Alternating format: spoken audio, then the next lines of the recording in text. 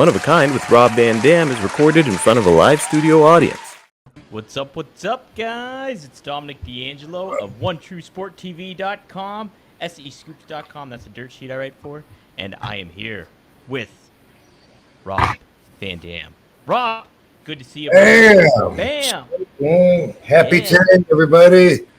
Happy. What up, Van Dam fam? Hope everybody is doing fantastic. Man, you can't As beat being I fantastic. You can't beat. How is it in Vegas right now? Is it hot as balls or is it not too bad? At this moment, it's a little bit more comfortable than other times of the day, but it's been pretty hot. It's not as hot as your jacuzzi? It's hotter than it's way hotter than the jacuzzi. Oh, okay. Jeez. Yeah. And my sauna, is already at 100 degrees before I turn it on. So it'll get up to, if I'm in there like 15 minutes, it'll get up to 150 when it's hot outside.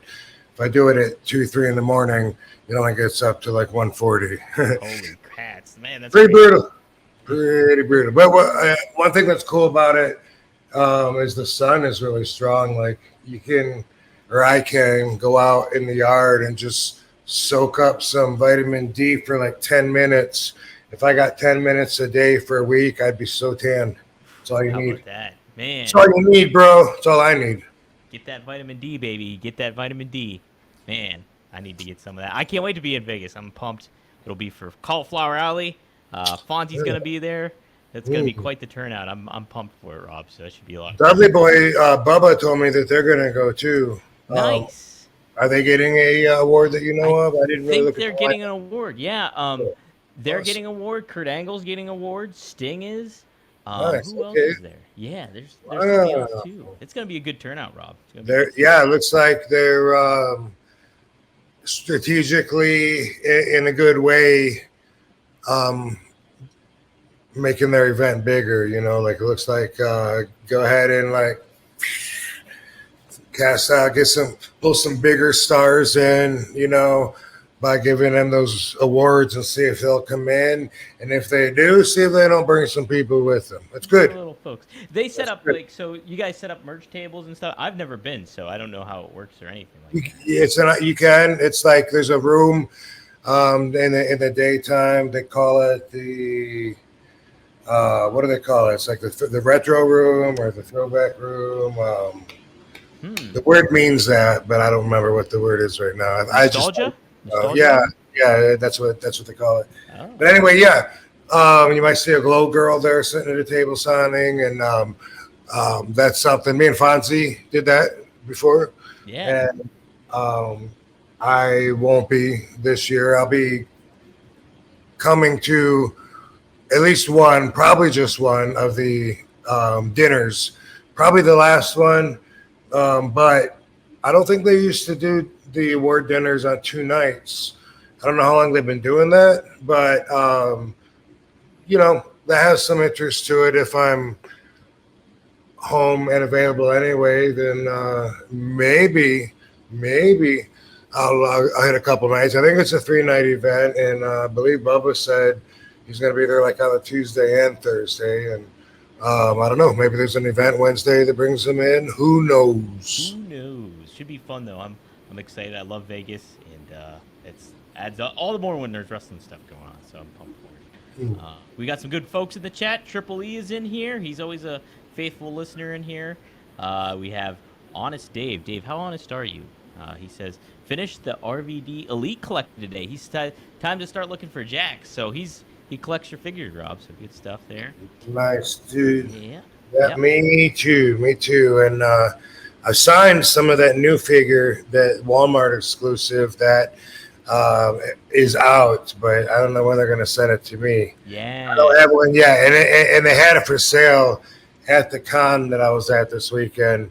Someone said they had it at one of the spots for $50, and I was like, I sent you I showed you the picture. It was me. I took the picture, and I was like, "You're the someone."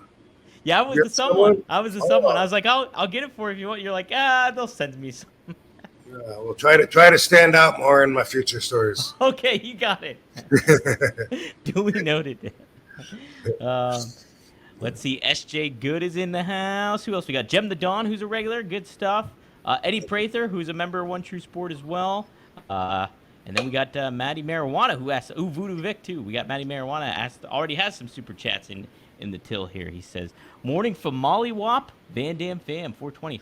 Maddie, tell us what time it is over there in Australia. And he said, SummerSlam was epic. Did Dom and RVD do any hot boxing at WWE? I did not. Rob, did you do anything? No, and also I did not attend SummerSlam. I left after we were there for WrestleCon Friday and Saturday, and the WrestleCon got done like at 3, and we had a flight. I think it was like 5:25 that left out. So, did you go to SummerSlam, Dom? I did, yeah. I was there for media stuff like that, so I was up in the press box, and it was a good show. The crowd was hot for it, pretty hot for it. So there was a lot of your colleagues there too in the press, not the press box, but they had a suite. Nash was there, Sergeant Slaughter was there, the Steiners, Sean Waltman, DDP. They were all up in the VIP kind of spot. So they were all maybe because they're already at WrestleCon. Maybe, I don't know. Yeah, I think so, and I think they got like kind of like an invite and stuff. Did you also hear? This was interesting. Cody Rhodes brought up in the press conference that apparently WWE sent out like a mass text to all the roster members of pictures of the legends and little biographies of you guys, and said to give them the proper respect about it over the weekend if you run into them. So like they like gave them like a little educational thing about all you guys and filling them in on the details. So yeah, right? No, I don't know anything about that. Was that for just for the weekend? Was that I mean, was the message, hey, while you're out there doing media for everybody this weekend, put the legends over? Is that what it was? Or? I think that's what it was, Rob. I think it was something to that effect, because there was a lot of those. Everybody was out doing media, and I got to do some interviews and stuff like that. So maybe they like were just like, hey, these are the people that might be around or something like that, and then just told them to give everybody like certain props and respects if they run into them, or maybe if you're doing an interview or something. So. Well, let me ask you something, Dom. Yeah. Why do you suppose they would do that? I think, if I'm just guessing, this would be I think it's an aspect of like kind of showing goodwill in regards to the legends maybe moving forward, and also I'm sure it's a good PR kind of thing to do too, where the fans are like, hey, they are paying attention to the legends. They're not just like focusing on the modern product and stuff like that. So I think maybe it's a little bit of both. Is like, hey, let's reach out in goodwill and make sure people get the proper. And maybe it's kind of like a good kind of PR move to do too. That'd be kind of my guess. Same question for the chat room. Yeah, what do you guys think? Why do you think they did that? I don't see why they would give a fuck. I mean, it sounds like, I don't know how often they text or email or whatever all the roster a message. If they do that every day, okay, maybe it's just a little reminder, but it sounds like more like a setup for something that they would be doing with the legends in the future. But again, I don't know anything about it. I'm just hearing about it from you right now, which it strikes me as strange. And my first question that I ask myself is, why do you suppose that they would be doing this? So they don't do it. I mean, usually there's a reason. I mean, there's always a reason. Our ideology tells us that. But when it comes to business and investing time and energy, it's usually an articulable reason. So I'm curious what that is. Well, here's the quote from Cody. So he said this during the press conference. He said, Cody said that getting the moment with Arn Anderson, because Arn Anderson was there. They showed him a backstage and stuff like that, who was also at WrestleCon. He revealed an incredible gesture from WWE's top brass to make sure visiting legends all got respect that they deserve from young stars. So this is what Cody said. He said, this is an internal thing. It's inside baseball. If I get in trouble for sharing this, I apologize, but something that WWE did today that I thought was incredible. I've never seen this before. was all the wrestlers got a text. All of us. Byron, you got it, meaning Byron Saxon. We all got it about the legends that were going to be here tonight. Okay, so right there, it's about the legends that were going to be there that were in attendance. So, okay. And then let me see if he said anything else. He said, "Hey, the legends will be here tonight. Go say hello. Go say thank you." So that was what it was. There was a one-sheeter with each of their pictures and a biography because we got a lot of young guys. Tiffany Stratton, for example, they may not know everybody. Probably does. But just the idea that the legends are going to be treated the way that here as WWE's entered its greatest era ever, really hats off to Chris. And then he names a bunch of people for doing it. He said, "I thought it was a really brilliant thing." So that's what it was, Rob. Gotcha. So there we go. Yeah, but pretty interesting. But there was a lot of legends there at WrestleCon for sure. Any familiar faces that you haven't seen in a while that you got to run At into? WrestleCon or SummerSlam or both? Both. Yeah, WrestleCon or SummerSlam that you ran into. I wonder why they invited all those legends to SummerSlam to sit and watch. I mean, did they do some pre-tapes with them? Yes, they did. They did some of that stuff. I know. At least with maybe they're gonna include some more legends in their overall product moving forward. I don't know. You know, like I kind of expect that they would, just because all of the platforms that show all of our matches throughout the ages make it timeless. Yeah. So for that fact, I'm surprised they don't have some of us active in some way, because we're still current stars to the people that are watching that stuff. Absolutely. And it's like, you look at what you're doing in AEW and what you've shown there, and then you look at like even what the Hardys have been doing, like AEW now in TNA, is like, dude, there's a lot of you guys that can still go and still do your thing, and it's like, why not incorporate a lot of you guys into the modern product? And it just elevates everybody involved with it too, I think. So, and yeah, it just makes the product better, I think. So, yeah, pretty interesting. We did get a super chat here, $5. Game Legend. These are always tough ones for wrestlers, I know, but salute RVD and Dom. What's the greatest match you ever had in your legendary career? That's a tough question, Rob. It's I'm sure you get that one a lot. Of course I do. Not necessarily phrased that way. So that does offer me a chance to maybe look at it from a different perspective, because what bias will I use to call a match the greatest? I guess, it's got to be the same one as always. The match that I had with Cena was for everything. So because of that, the match itself was amazing. Cena's a great wrestler. For me, it was amazing. I thought that by any fan standards, most people would agree, great match. But also, everything was on the line. I was fighting for my whole career of sticking to the hardcore extreme style that wasn't mainstream, by hanging in there and believing not only that was the best environment to showcase my talents, but also that giving that enough energy to blow that up, I thought enough fans would agree, even if it was on that car crash appeal where you can't look away. I thought enough fans would agree, if they got the chance to see and compare, that they would say, wow, this is cool wrestling. I know wrestling could be cool like this. And that's what I was fighting for at ECW One Night Stand. And I was fighting against everything that was being shoved down the throat of the average wrestling fan at the time, and everything that basically we felt like we could do without. Right. I think, Rob, you make a cool point too, because it's like, obviously in ECW you have so many memorable matches, and you could easily name one of those.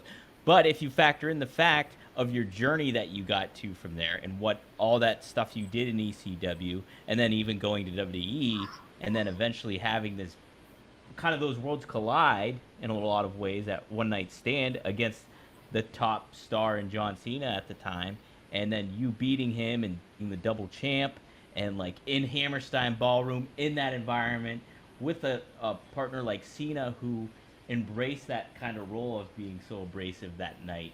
So I think all that together, it's probably like the right one to say, I would think. Not that there is a right one to say, but right? Right. Yeah. Hey guys, what do you think is the number one most valuable thing in pro wrestling? From a storyline perspective, have to be world titles, right? That's what the whole purpose of pro wrestling is. Winning those championships, being the world champion, everything like that. But you peel back the curtain, there's a little bit more to it. Making money, obviously, is number one. TV time is number one. And, hey, getting that creativity over is pretty valuable, too. All those combined really define what makes pro wrestling great. But what is the number two most valuable thing in life? I would say time. Time is valuable. I spend a lot of time up in the noggin. I think a lot of us do. And you know what? One thing I don't have to worry about is worrying how I smell. And that's because we at One of a Kind with RVD have Mando. Mando is such a great deodorant. And they have different products that you can do too, that you can go to and check out. This is the Mount Fuji 72-hour strength. And boy, does it work. And you know what? The thing I really like about it too, I actually went out yesterday and applied it. And it's not overpowering. You know, you have certain deodorants, you have certain sprays, you have other things that really kind of, knock somebody out. You walk into a club and you're like, holy crap, somebody's got to lighten up on the deodorant, on the cologne, everything like that. But Mando is very undertoned and has a great smell. The Mount Fuji is the one I have. And I also have the body wash, but they also have deodorant wipes, and they also have a cream that you can do too. So you can go to shopmando.com and use promo code RVD to get $5 off. Like a 5-star frog splash, $5 off, which is like 40% off your complete order. So get that free shipping. Go to shopmando.com, use promo code RVD. Smell great. You ever see Kevin Kline on A Fish Called Wanda? That's what he used to do. You'll be doing that too when you use Mando. So go to shopmando.com, use promo code RVD, get $5 off your first order. All right, guys, smell good. Yeah, no, I was just gonna say, you know, when you really think about how that match fits into my story of my big picture, you know, back in the day, when I first joined ECW, I was getting offers from the other companies, you know, back in 96, 97, and I wanted to stick with ECW because I really felt like, man, this has a chance to go big time. If enough people saw it, it could be up there, you know, competing with the other brands. I really believed that. 96, 97. And then you come to 2001, you know, when the company, 2001, when the company's sinking or swimming, you know, it's at that stage where Paul's telling us that there's a really good chance we're going to end up on a big network TV, you know. I have a meeting with Barry Diller on Tuesday. It's either going to be Fox or maybe CBS. Well, during that time, you know, a lot of the boys were jumping ship and they were going to here or here, getting bigger contracts. And again, I stuck with it. I thought, man, I love this extreme world. I just want to put all my energy in here. I want this to blow up. It can be one of the big brands. And I really believe that. Stuck with it until, boom, it finally went down. Fast forward, well, not even in 2001, you know, coming into WWE again, I come in as an outsider representing ECW. So in a way, I'm seeing part of my dream come true right there. I'm like, wait, ECW is being acknowledged on the big platform on Monday Night Raw, on their TV, to their fans, to the whole world. Now there's no denying ECW is going to give everybody a chance. Even though we're already closed, it's a little too late. Or is it? Because now You go to 2005, 2006, Yeah, 2005, 2006. 2005 actually, because I was out with my knee. Yeah, for the first one. So anyway, here I am. After talking to Vince and pitching this to him and staying on him and helping manifest this thought, here I am. ECW is gonna in the next year, I guess, but the pay-per-view. But I'm talking, we brought it back as a brand. Here it is on ECW stage on its own TV slot. ECW is back and is backed by the big company, and now we get a chance, for everyone to see us. And so that was always what I believed in. And there was some flaws in that thinking. And there was also, it left a lot of room for expectations on my part, which is against the rules of RV theology. You have no expectations, or at least as little as possible. Mm-hmm. I really thought they were going to get behind us more. I thought that we were going to get treated as if we were another brand with an advertising budget in nice buildings and, have our wrestlers on the side of trucks, everything. But instead, it was none of that. And all of that manifested in that match that I had with John Cena at One Night Stand. That's what that was all about. It's me saying, bro, when I'm ECW, you can't stop me. Nothing can stop me. That is my life force. And here we are. It wouldn't die. I wouldn't let it die.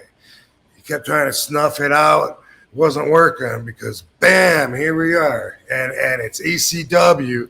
And I'm going up against the number one WWE guy, the champion that's beating everybody, all the biggest stars, all the top names. And it's for the respect and for the integrity, for the chance of insult at ECW if I don't win. So because of all of that, you just can't ever outdo that moment in my career. Yeah, it just speaks to a lot of what was going on at the time, and then the journey that you've been through, and ECW as a company in a whole too, and what that meant to the ardent fans at the time too, where it's just like, hey, a lot of them were disenchanted at the time with WWE, and because they just figured that they weren't being listened to, and obviously Cena had such a marketing experience or background to him that he was so marketable and selling merch and things like that. So Vince really strapped the rocket to him, as it was said. And it's just, fans wanted something different and something that they were familiar with, and they got RVD winning that title and stuff like that. So yeah, it's very exciting. 2.5, 3 weeks, whatever it was. Yeah, I believe that I was the champion. I believe it. Shadow kind of follows up, mentioned something about what are your favorite memories of that 2001 invasion? Was there something else significant that maybe you haven't mentioned before? But dude, I'll just say right out though, I mean, you showing up with the invasion, that was like the cherry on the top of it all, because it's like RVD, and you from the crowd reaction, it was like, bam, fucking RVD's here, and you were like basically the baby face of that heel group in a lot of ways because people were digging you so much. And I wasn't surprised. That's how the wrestling fans were treating me on smaller and bigger shows. So I didn't expect it to change. It's not a whole group of different people, although I think Vince always thought it was. Mm-hmm. I don't believe that. But anyway, what stands out in my mind was I felt like I had sold out. And I was going to WWE against a lot of my former principles. When you travel down the road of life, you're looking at everything from a different angle, so your perspective has to change. Mm-hmm. Otherwise, you're not growing. And anyway, if I wanted to be a TV wrestler in the United States, I say that because Japan at that time was still an option. There was WWE, and that was it. He'd bought all the competition. There wasn't anything else career-wise to consider, and I knew that all I had to do was say, okay, I'm ready to have the conversation, and that's what I did. And I called Paul and told him. And then I had to meet with JR because I had a reputation for being hard to get along with. Because when I had done the invasion angle in '97 with WWE, but I wrestled a very young Jeff Hardy, and then they started teaming me and Jerry Lawler up. I ended up calling it quits one night, pulling the plug on the whole project, and pulling the boys out. And, there's, of course, a big story to that if you haven't heard it. But because of that, and I left on a TV day before our show started, I had a reputation. I had talked with JR. He thought I was cool. We got along good. I ended up getting hired. I got a starting date. I'm going to Atlanta for my first day, and I'm thinking, man,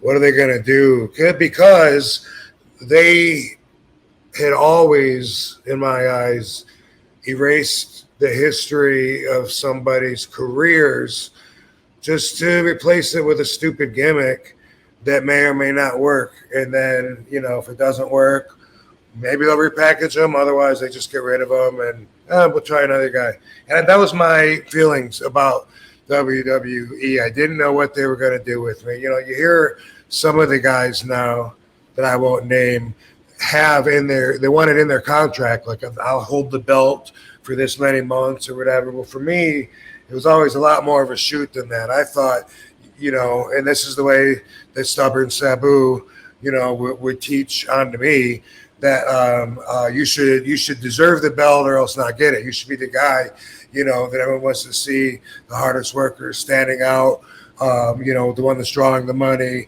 Boom, they should make you the champion. They should have to make you the champion because they got no choice. Well, I still was in that frame of thought. And I don't have, necessarily have to change because, look at me now. What am I going to do? I'm not trying to adjust anything. But anyway, what I remember was, okay, here I go, Atlanta. I'm going to go to the arena, see what they got in store for me, what silly character they're gonna call me or outfit they're gonna want to put on me or whatever. And then I heard Rob, and I looked, Tommy Dreamer. I was totally, I love Tommy. Yeah. So it was awesome. What are you doing here? And he threw me a shirt. And I looked at it, it said ECW. And then I learned that I was there to represent ECW, not erase my entire career, but actually add depth to the legacy, actually continue the story and use that momentum of everything that I'd done, all of my efforts and energy up to that point was going to continue forward with here, which is a dream come true and something I didn't even expect. So that's one of the best memories. I didn't know I was coming in to represent the invasion in ECW. So there's that. And I remember, meeting a lot of the WCW guys or power plant guys that were supposedly up and coming and how competitive they were with each other. Guys from Ohio Valley that were all of a sudden in the company, taking up space on the card, bumping into each other. And there was still room for some guys that weren't that good back then in the business. And they would push them too, having them squash everybody for a few months. And then they're like, oh, he stinks. Yeah, he's not going to get any better. Let's get rid of him. And it's like, hey, thanks. We're wiping debris off of us in the background. Like, I appreciate it, man. That's way to treat us. But I always felt that you have such a different perspective when you're in that competitive spirit and when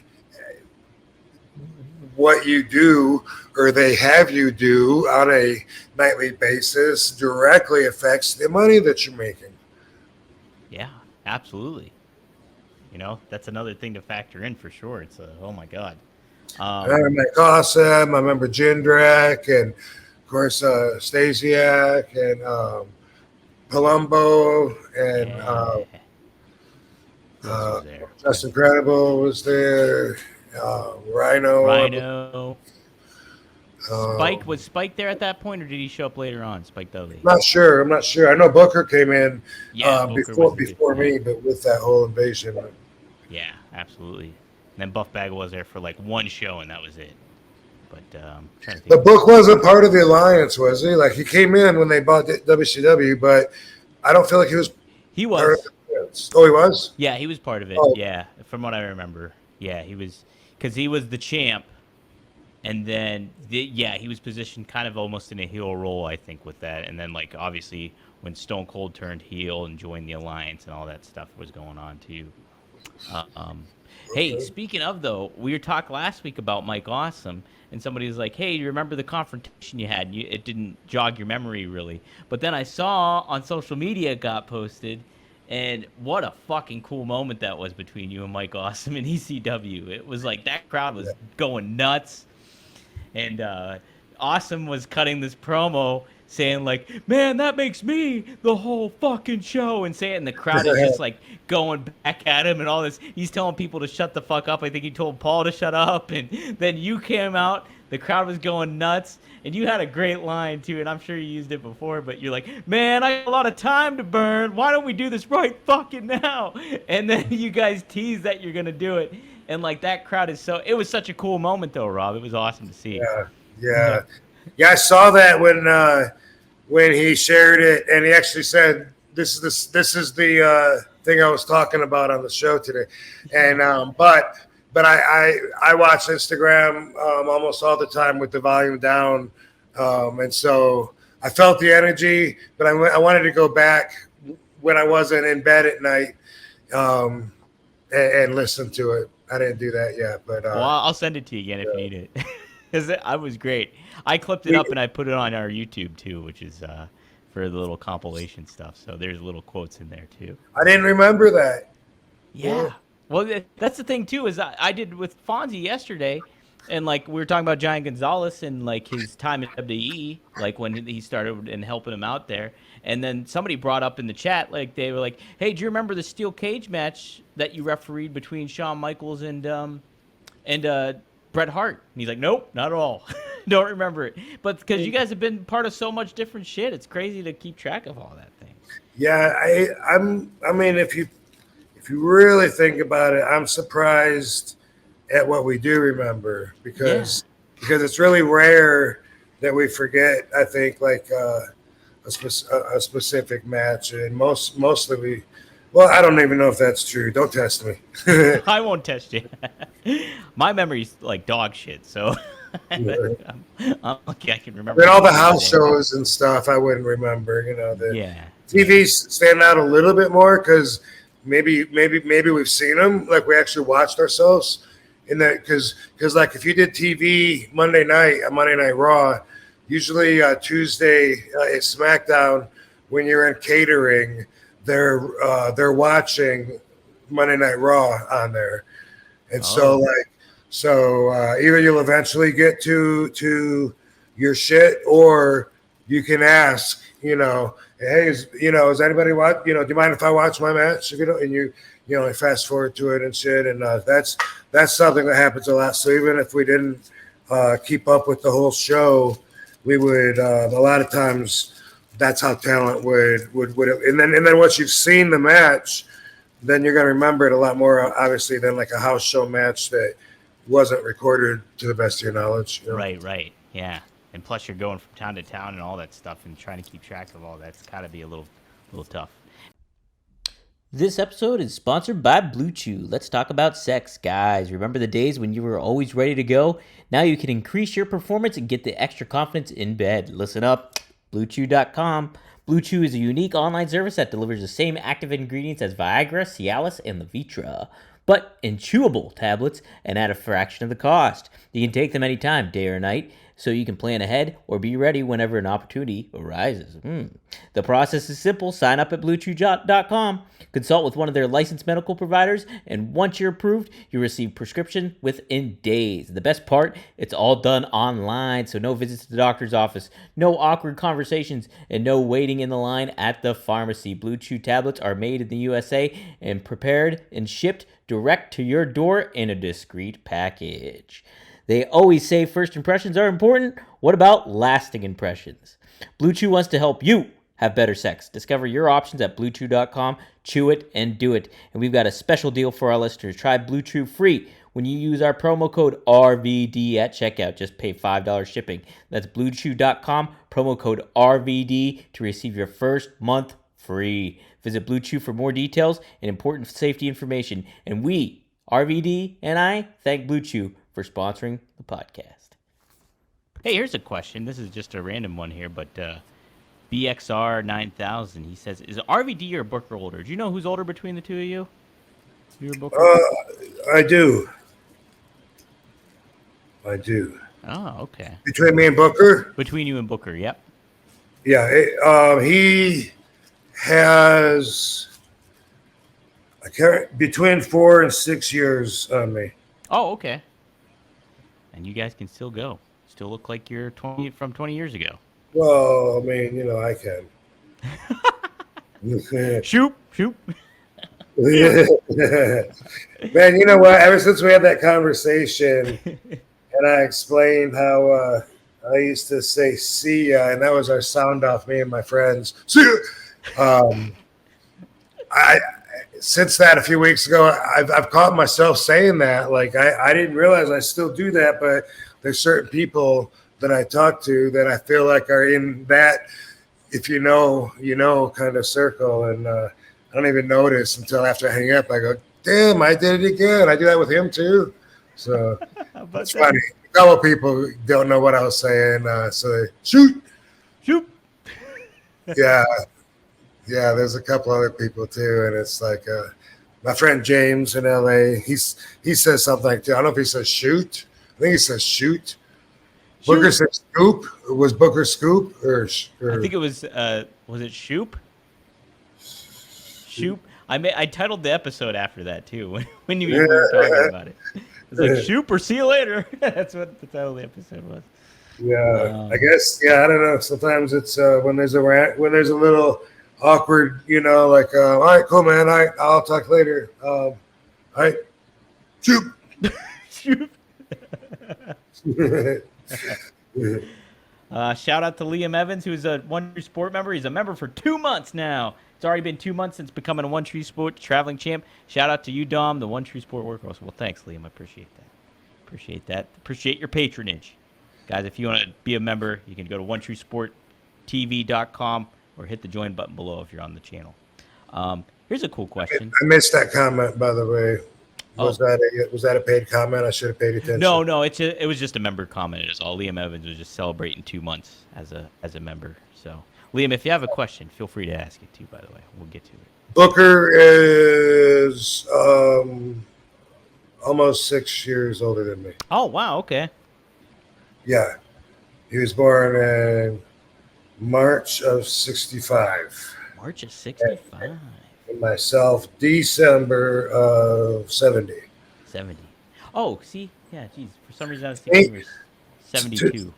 Yeah, so to me, by the way, and this is what I've always told Katie, that's a generation in wrestling for me, is about 6 years, because I've always felt like about every 6 years, it's almost like there's another class of wrestlers. It seems like that are of that age. So there's like a bunch of guys I know that are like 6 years, 5 to 6 years older than me, and Booker T is Sabu is in that area as well. And like there's a lot of those guys that we're about the same age, but really they got that much more experience on me, which would make a lot of difference at a certain point in your career and in your life. But there's a bunch of guys that are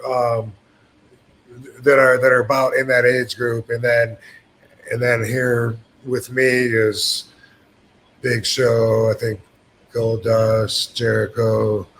The Hardys, right? Would they count? Yeah, they might be. Yeah, maybe they're a couple years younger. I don't know. Yeah, a But yeah, couple years. They're a couple years actually. Um, so would you quantify a generation more so based off of experience or age then? Like in wrestling, in terms of wrestling, like because you and Nash, I remember you telling the story about Vader and you and Nash wrestling in WCW, and then like you were saying we were both pretty green at that point. But like, so would he be a part of the same generation? Would you consider him a generation before you, since he's older? Or how would you well, see that? yeah. I mean, it really just depends on the conversation and the perspective that you're taking. You know, if you're talking about a generation of wrestlers that broke in, you know, around the same time, then yeah, that would be different than actual age. But you know, for the purpose of like what we were talking about.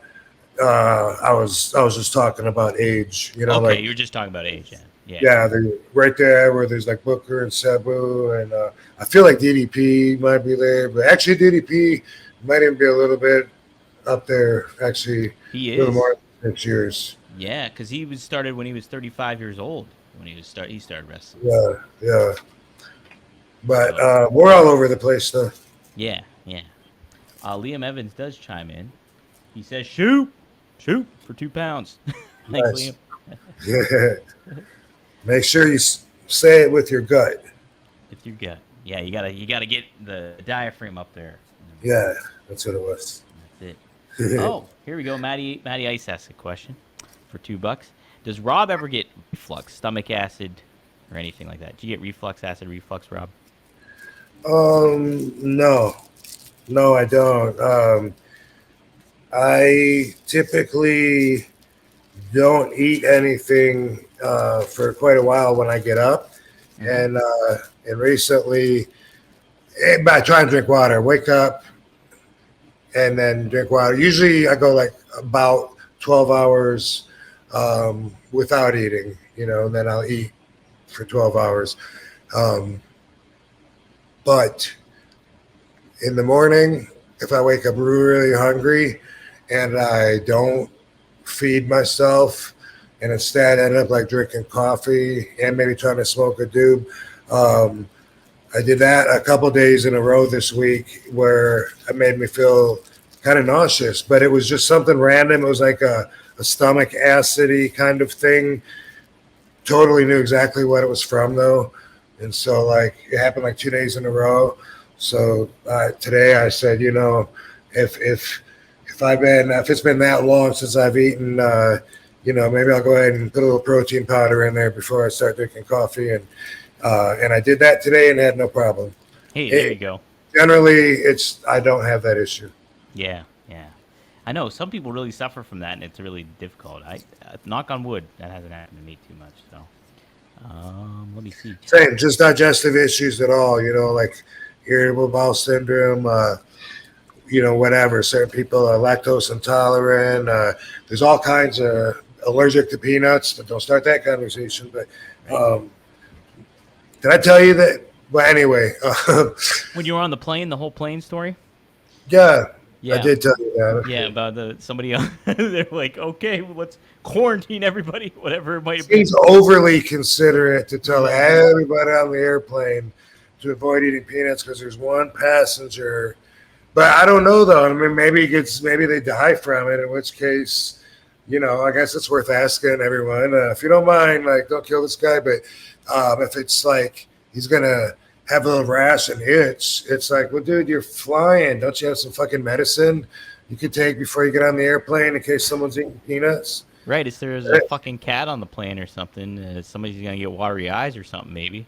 I don't want that guy to be a basic thinker that's allergic to peanuts and go around and tell everybody that if you eat peanuts, this is what's going to happen to you. I know because I ate peanuts and it happened to me. Because that's one of my issues that I have with basic thinkers that I'm always struggling to get past when I have these little debates on social media or whatever.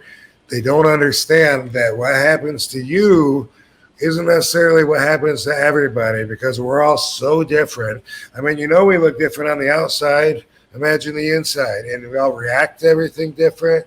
And so people that are just completely in defiant of that, just defiance. They're like proudly ignorant, and so I use that as an example. Sometimes I use the peanut allergy dude because it's like that's kind of rare, like not everyone, myself included. I can eat peanuts right now. I can pour them all over my head, and I'll do it if you need me to. I want to see it, Rob. I don't believe you. I don't believe you're not allergic to peanuts. I dare you to do it. I'll be fine. Will you? Yes. Yo, Rob, we're going to take a quick time out just to say that this week's episode of One of a Kind with RVD is presented by Get Blitzed. Get Blitzed Lit Aid Nano-Infused THC Syrup is a premium cannabis-infused syrup formulated with nanotechnology for fast-acting effects. And that advanced nanotechnology formulation allows for quicker onset and enhanced potency compared to regular THC syrup. It's Delta-9 and legal in all 50 states, every single one. And you have several syrups to choose from Blue Raz to Key Lime Pie to Pina Colada to Tiger's Blood to Cherry to Grape. Just head to get-blitz.com, use promo code RVD, and get 15% off your whole order. Could be a bottle, could be a bundle, your choice. But yes, head to get-blitz.com, use promo code RVD, and it is by Mickey Ray Sinatra and Courtney. Take a look. Head to get-blitz.com, promo code RVD, get 15% off. It's one of a kind, baby. Honest Dave, this is okay. So here's a cool little thing. I want to get your insight, your thoughts on this as a wrestler. Abdul Salami says, "I love all the video games that had RVD in it. This guy is awesome, bro." And so it's kind of made me think about it. And we were just talking about your action figures too. What is it more rewarding, to be in a video game or to have an action figure?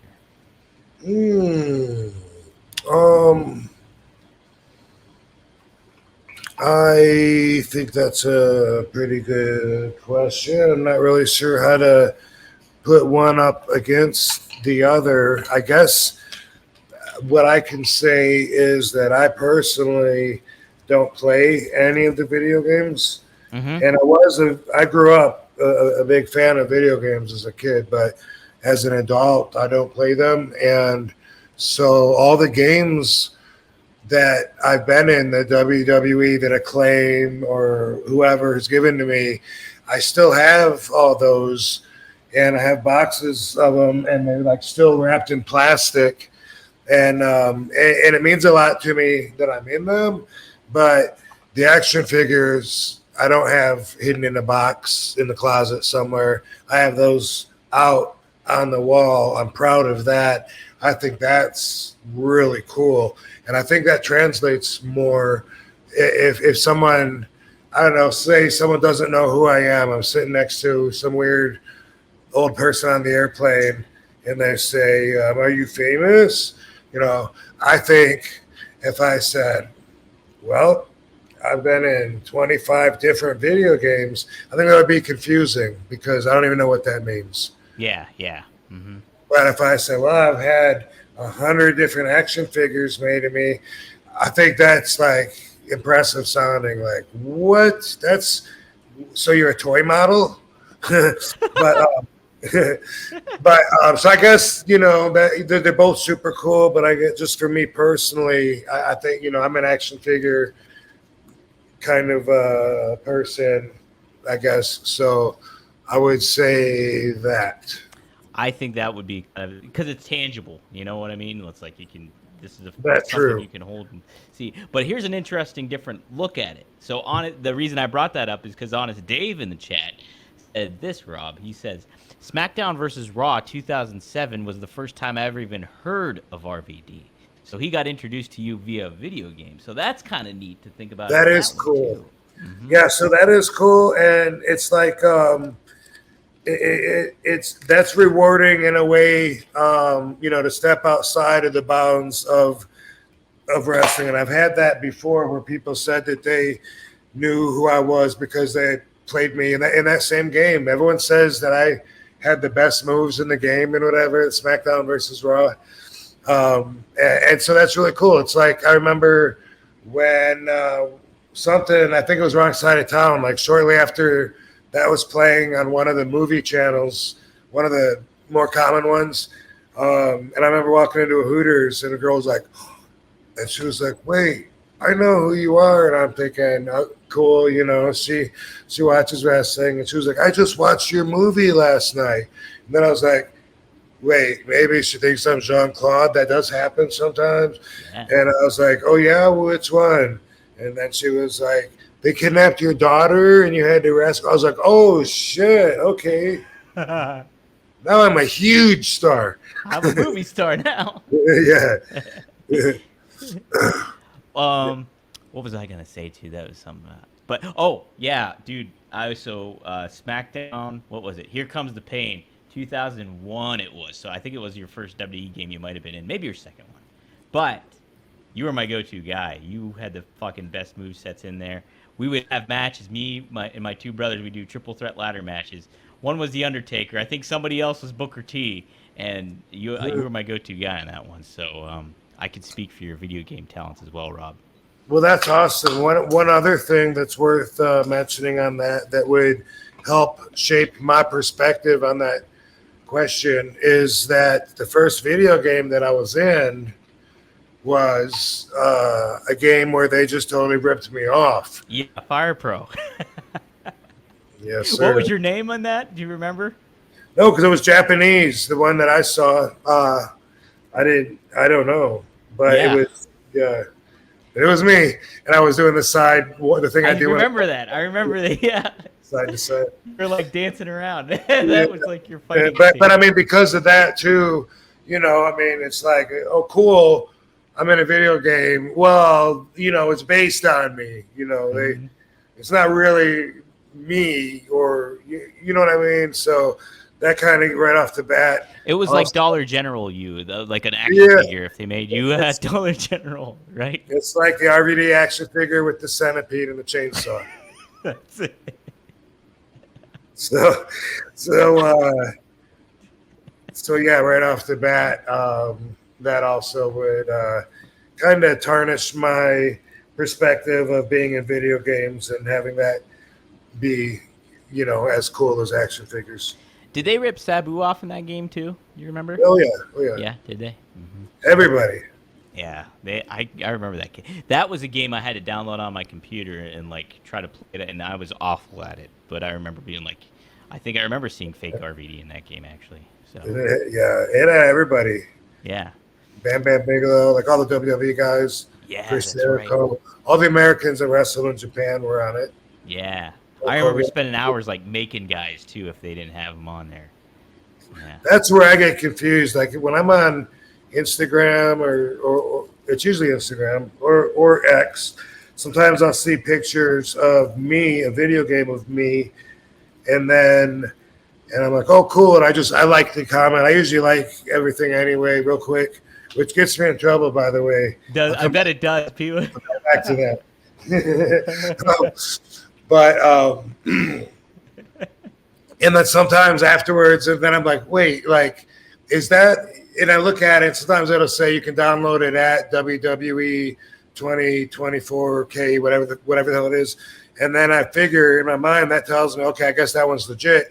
And then other times, I'm pretty sure I'm looking at things that fans made, because fans will say, what do you think? That, and then everyone gives them critiques. Man, that looks awesome. I can't wait to see when you're done with his hair and shit like that. And then I'm like, wait, are they ripping me off, or is that cool? Should I be honored, or are they selling these, or is it something that you can do on a WWE game? I'm really confused. I don't know. So I know in the recent set of years, you could actually go in, like, so they have like you in the game basically, but then I think in the creation suite, they're able to make a different version of you, or maybe even edit you. So like they can change your attire, or at least pick your whatever, skin, quote unquote, I guess, to not sound too creepy. But then it's just like, then they make you basically.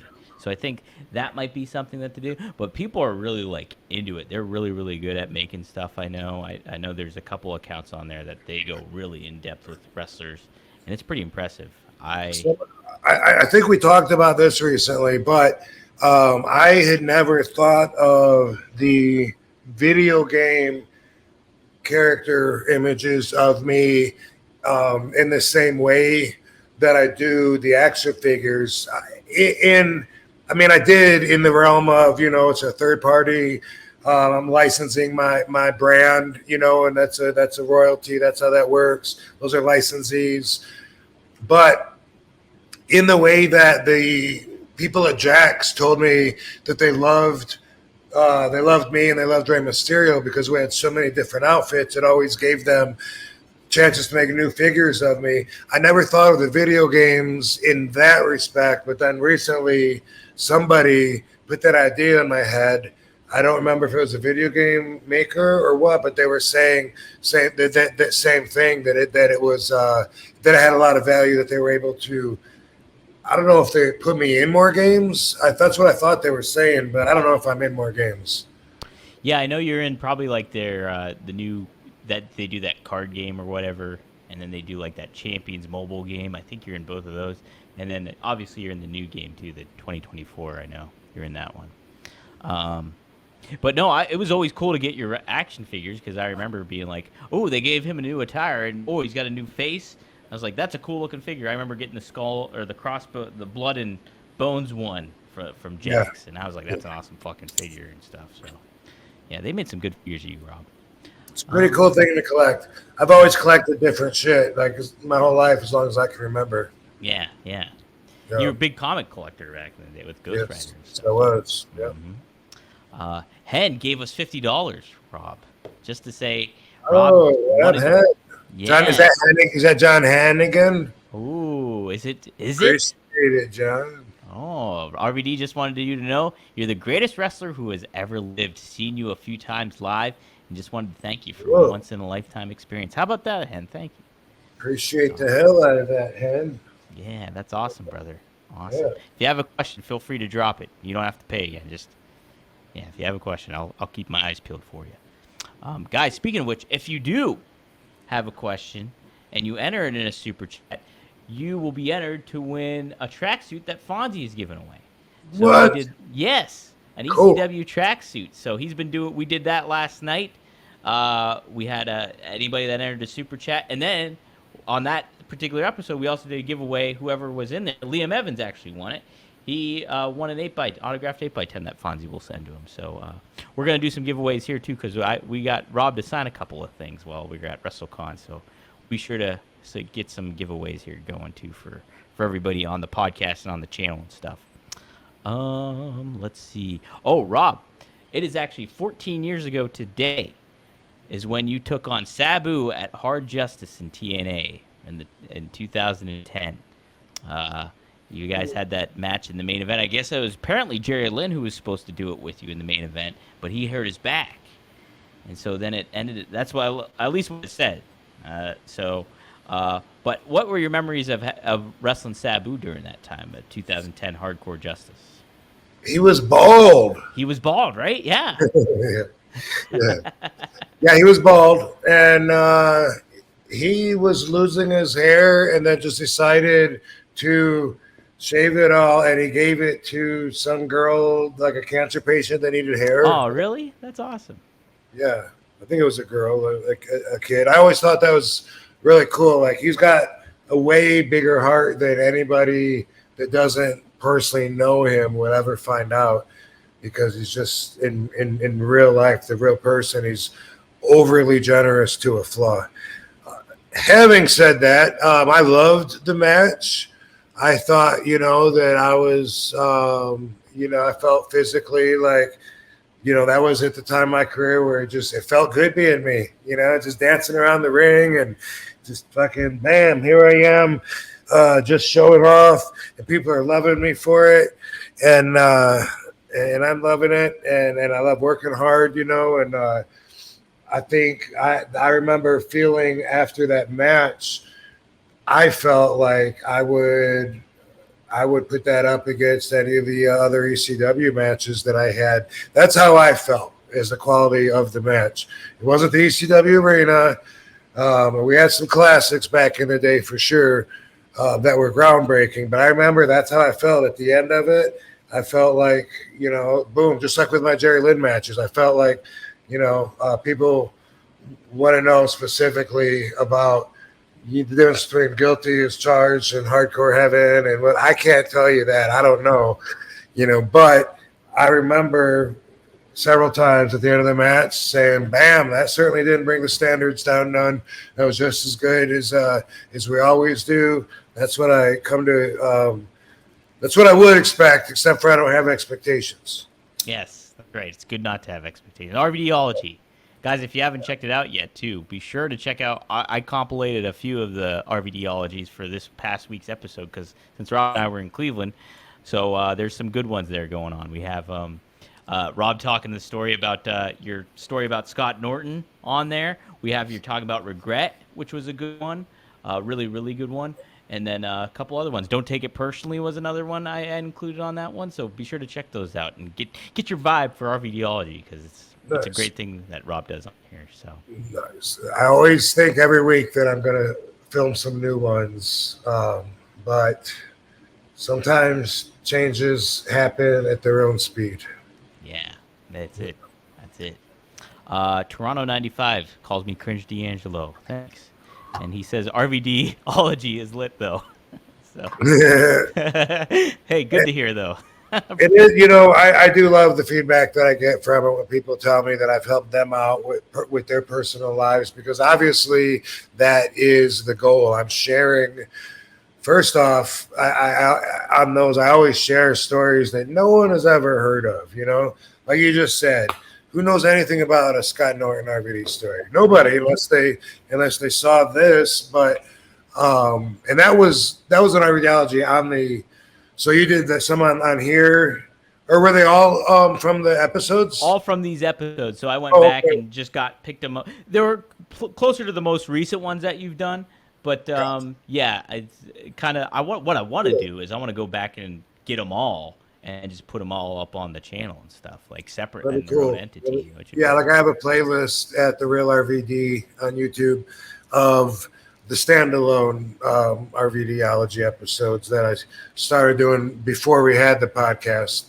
And I always plan on continuing to do them. I just, contenting hasn't been part of my regular routine. And so I squeezed it in. And it's always like right now I got 2 cameos that I got to do before they expire. One kid's birthday is tomorrow, so I got to make sure and get it. It's been in the box there for 3 or 4 days. I got to get to it. I'm going to do it today, and then I got to do another video for the guy that did that weird game show with celebrities. Tell him congratulations on his 200th episode, Avi. Congratulations, dude. And then I'm going to go back on that again because I won going to the next round. And then if I think about it, I'm sure I owe at least one other video. But I always think someday I'm going to have just like a routine where it'll be part of my day. I'll just get up, get my workout done with, chill, get contenting done. But I've been thinking that and fooling myself for like 30 years. And I continue to do it because I know I can do it, man. I know I can do it. You can do it. I believe. And I believe someday my priorities will change enough to where I will do it. And I'm that close, and I've always been that close. That's why it's so easy to feel. Hey, but optimism is great, even if it just puts you in the right mindset, and it does. It helps you. I always like being optimistic more than pessimistic. Hey, here's some cool super chats. Here's a good one, Rob. Frankie Tezurio thanks for the $2. He says, was Ob involved in the Kennedy assassination? What do you think, Rob? I wasn't there, believe it or not. No? No, but it was only 7 years before I was born. So that was like, when I grew up, that was still like a real big thing that they would talk about. In fact, they didn't do the Warren Commission, I don't think, until I know they revisited the Warren Commission in the 70s, which was the investigation into who killed JFK, but that was a thing that everybody, not only who killed JFK, but where were you when you found out JFK got shot? That was like a huge part of my childhood. And yes, the mob was definitely involved. And you know, it was a smaller world back then, not only population wise, which is true, but I've often reminded my Van Dam fam that, like, when I was a kid, we only got 3 channels. If there's anybody near my age, they know what I'm talking about.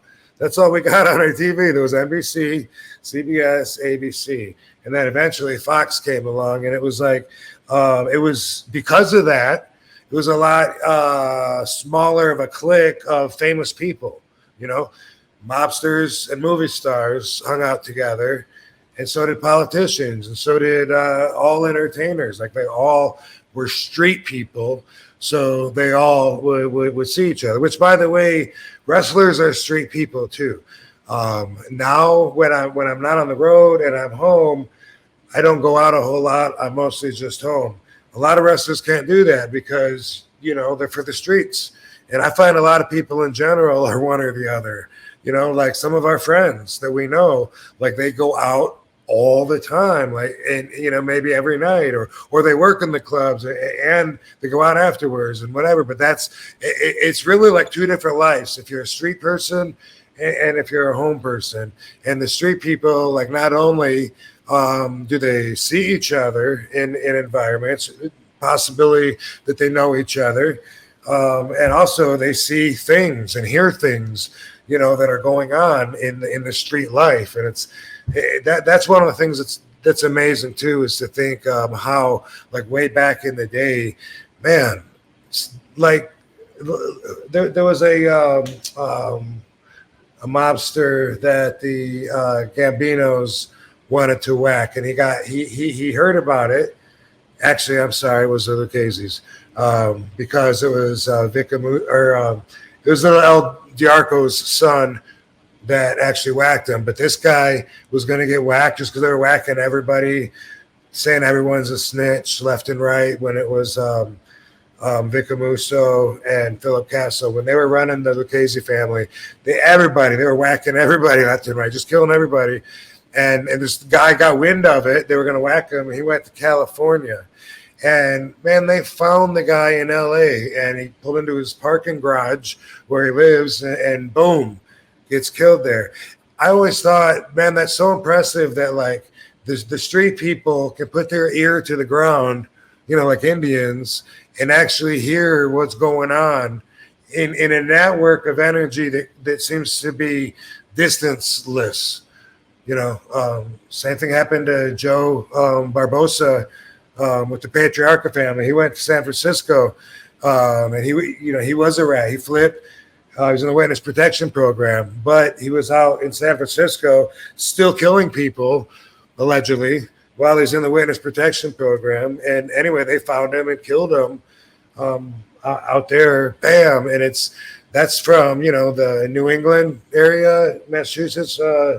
Providence, you know, way out to San Francisco. And it's just always amazed me that, like, if you live on the streets and that's what you're about, then you're connected to all the streets. Seems like. Oh, I can't hear you anymore, dude. You muted. Don't be shy. Don't be shy. The mob definitely killed JFK. And the CIA was involved. Can you hear me now, Rob? Yes. Okay. Yes. Good. There's so much evidence. You know, I can't say that I saw, you know, what happened, but, you know, Lee Harvey Oswald, as far as him being a patsy, you know, come on. Of course he was. They killed him immediately afterwards in the police station. And by the way, it's a fact that Jack Ruby, who killed Lee Harvey Oswald, also was a mobster. I mean, that's a fact. If you look it up, I don't believe in coincidences. You know what I mean? Like, they had to silence Oswald because of what he knew. And if you ever watch documentaries or whatever, it's crazy how like right away they switched. They lost JFK's brain, but right away they switched the doctor's report because they had a bullet coming from the front. And they didn't go with their story. They needed it to come from the back. There's so much shit. But yeah, the mob guys, Jeff Conte, and hey, my weed guy's here, so I gotta go grab it. You can go grab it. I'll just do some plugging. We're fine. What's up, guys? Just wanted to take a little pause to talk to you about Via. Now, Via is such a cool kind of sponsor to have, especially for our RVD podcast, because it's got all the kind of relaxing or focus stuff that you kind of need when it comes to like giving you a little bit of boost of energy, or hey, a little bit of time to chill out and take it easy. Via comes in different kind of gummies and stuff like that. My personal favorite right now is the Flow State. The Flow State is very good. It's got lion's mane in there, which I've been a big proponent of recently, and it's just CBD and really, really good stuff. Kind of gets me right in the zone too, whether I'm doing the podcast or whether I'm doing some other extra work when it comes to the pro wrestling business, so covering the news and what have you. So very much like Via. It's such a cool packaging. There's so many different ones that they have in here. I'm looking at my box right now. They got High Love, Cloud 9, Dreams, Revive, Elevate, and Zen in it. It kind of tailors to what you are kind of looking for when it comes to like, hey, this is something I kind of want to get into and take a look and see what it does for me. And so far, I'm very pleased with the results. And yeah, my go-to though right now, the Flow State, baby. So give it a try. Use promo code RVD and check out Via. It's a great product. We're happy to have them as a sponsor on the podcast. Okay. Yeah. Hey guys. Yes, let's talk a little bit about One True Sports. If you guys like what you're seeing, you know, Rob and I do this weekly, but we have, he's part of the network, OneTrueSportTV.com. You might be tuning into that channel right now. You can join and become a member. You can sign up on the $7.99 tier. That'll get you some audio early, the audio feeds early, and some of the content early behind the, YouTube. We also have the $24.99. That gets you a bonus episode each month, and you get a yearly merch, I believe, with that one. And yeah, we get extra added content that comes with that too. So, plus I make you custom graphic, all that stuff. I got to work on all that stuff. I got to remind myself. And then we have a top tier, the $39.99. You get to join in live Q&As. Well, last month we had Greg Gagne talking to interact with fans and asking questions, and you get to ask him in a Zoom call one-on-one. You get your questions with them. So there's plenty of different stuff that we do, and then you get all those other stuff behind there. So take a look at the tiers, see if they intrigue you at all. Plus, you get my hotline. I do a weekly hotline too that you guys can get access to. But we got a lot of great members from Liam. We also have Eddie Prather in the chat here. Marijuana Mike is a good. Maddie is a great one too. So I appreciate everybody tuning in, and then we have all our regulars tuning in. We always appreciate all that stuff. Hey, let's talk too about Get Blitzed. This episode is always presented by Get Blitzed. It's a THC Get Lit A Delta 9, and it's legal in all 50 states. Guys, yeah, you can just go to get-blitz.com. Check out all the different flavors that they got. It's good stuff. Mickey Ray Sinatra and Courtney are a part of it. Here's the graphic here. But yeah, it's legal, like I said, legal in all 50 states. But use promo code RVD. You get 15% off. And you can get the bottles. I have the blue raspberry waiting for me, and then but there's plenty of other flavors, from tiger's blood to black cherry to pina colada to key lime pie, which is Kevin Nash's favorite. And yeah, up and down, it's been very popular. Like I said before, it was super popular over at WrestleMania weekend. So go to get-blitz.com, use promo code RVD, get 15% off. We're also presented by BlueChew. Try BlueChew for free when you use promo code RVD. And yes, that's BlueChew is a wrestling podcast staple, and we're happy to have them as a sponsor as well. So cool, Rob. Yeah, we'll take a couple more questions, and then I think we'll wrap it up here. If you have an RVD all, we can cover that one too, obviously. But let's see here. We have Voodoo Vic. Speaking of BlueChew, he said, I recently became single and I have 2 months supply of BlueChew. I think I'm going to turn heel. There you go, Voodoo. Does it have a good shelf life? I believe it does. I haven't tried BlueChew yet, but Voodoo, tell me too if you like your hat. He got the RVD hat that's up for sale there. You see in the corner there. If you scan that QR code, tell me if you like the RVD hat. I like mine. So, yeah, That Rob one? knows how to point on the screen. I don't. There it is. Lady Nisa, thanks for the $5. She says, please talk about how someone can go from yoga to deep stretching. Are there any deep stretching fitness influences you would recommend? No, there's not. I don't know other like instructors or anybody to mention. All I know is DDP, and I know Yeah. DDP has a great track record. I know he helps a lot of people, and he has some really cool programs. He was doing something where he would get up every morning.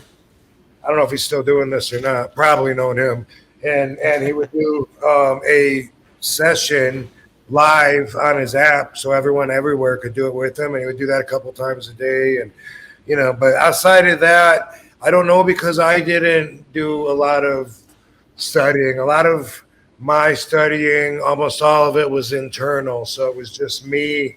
I learned a little bit about stretching in like health and fitness class and in gym class, things like that. Followed up with it. I learned that when you're building muscle, you're creating a hypertrophy situation, so your muscle fibers will swell, and that because they're bigger, they'll take up more space within your joints.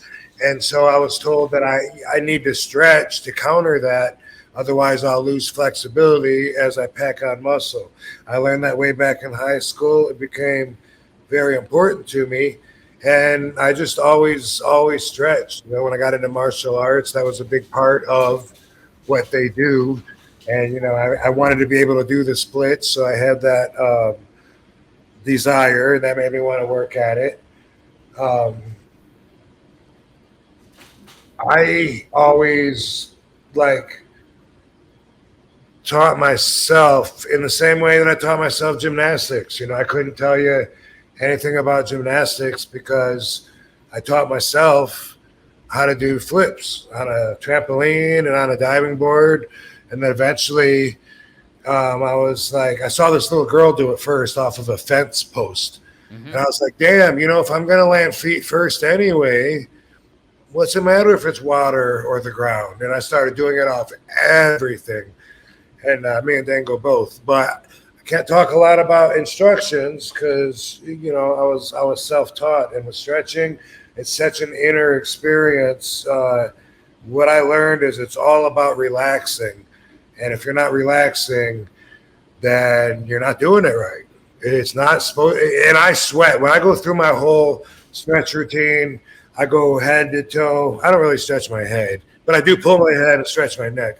It's in different angles, but in different angles. Like I do everything standing up, and then I do from a deep squatted position, and then I sit and I have all these stretches. I do everything I do to the left side, then I do it to the right afterwards.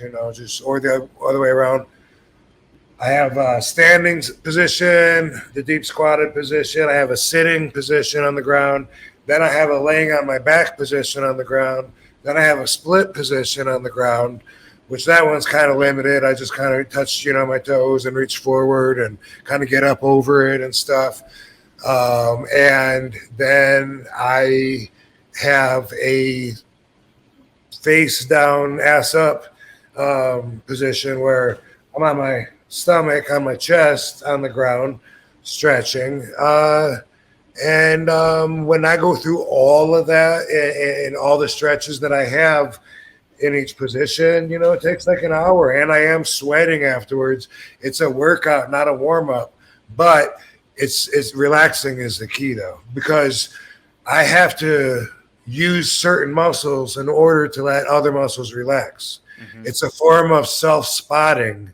So So in other words, like if I squat down and I'm really over, like if I'm over like one of my feet that's squatted and my other leg is kind of extended out there, if I really want to relax my hamstring that's extended, all of my weight has to be on that foot, and then I can put my hands down on each side of my leg and make like a tripod. But I have to know enough to transfer the weight to that completely so that the intended muscle can relax. There's really a lot to it. There's positional. There's also movement. There's breathing. There's what I'm focusing on. But the most important thing is not contracting the muscle that you want to stretch, but in fact, doing the opposite and relaxing it. Yeah, relaxing is key. Breathing's key. I really couldn't tell you. If Rob can't tell you too, I definitely can't. But I can attest for DDP yoga and stuff like that, and how great that is. And that really makes you focus on your body and certain muscle groups and everything like that. It's big. He's really big into concentrating on that and dynamic resistance. So I would love to, in contrast to DDP's style, I would love to have an RVD stretch routine and say, hey, look, this is what I do before my matches. I've been doing it for 30 years. I got a longer career than anybody because I'm the toughest motherfucker. It's because of this stretch routine right here. Bam.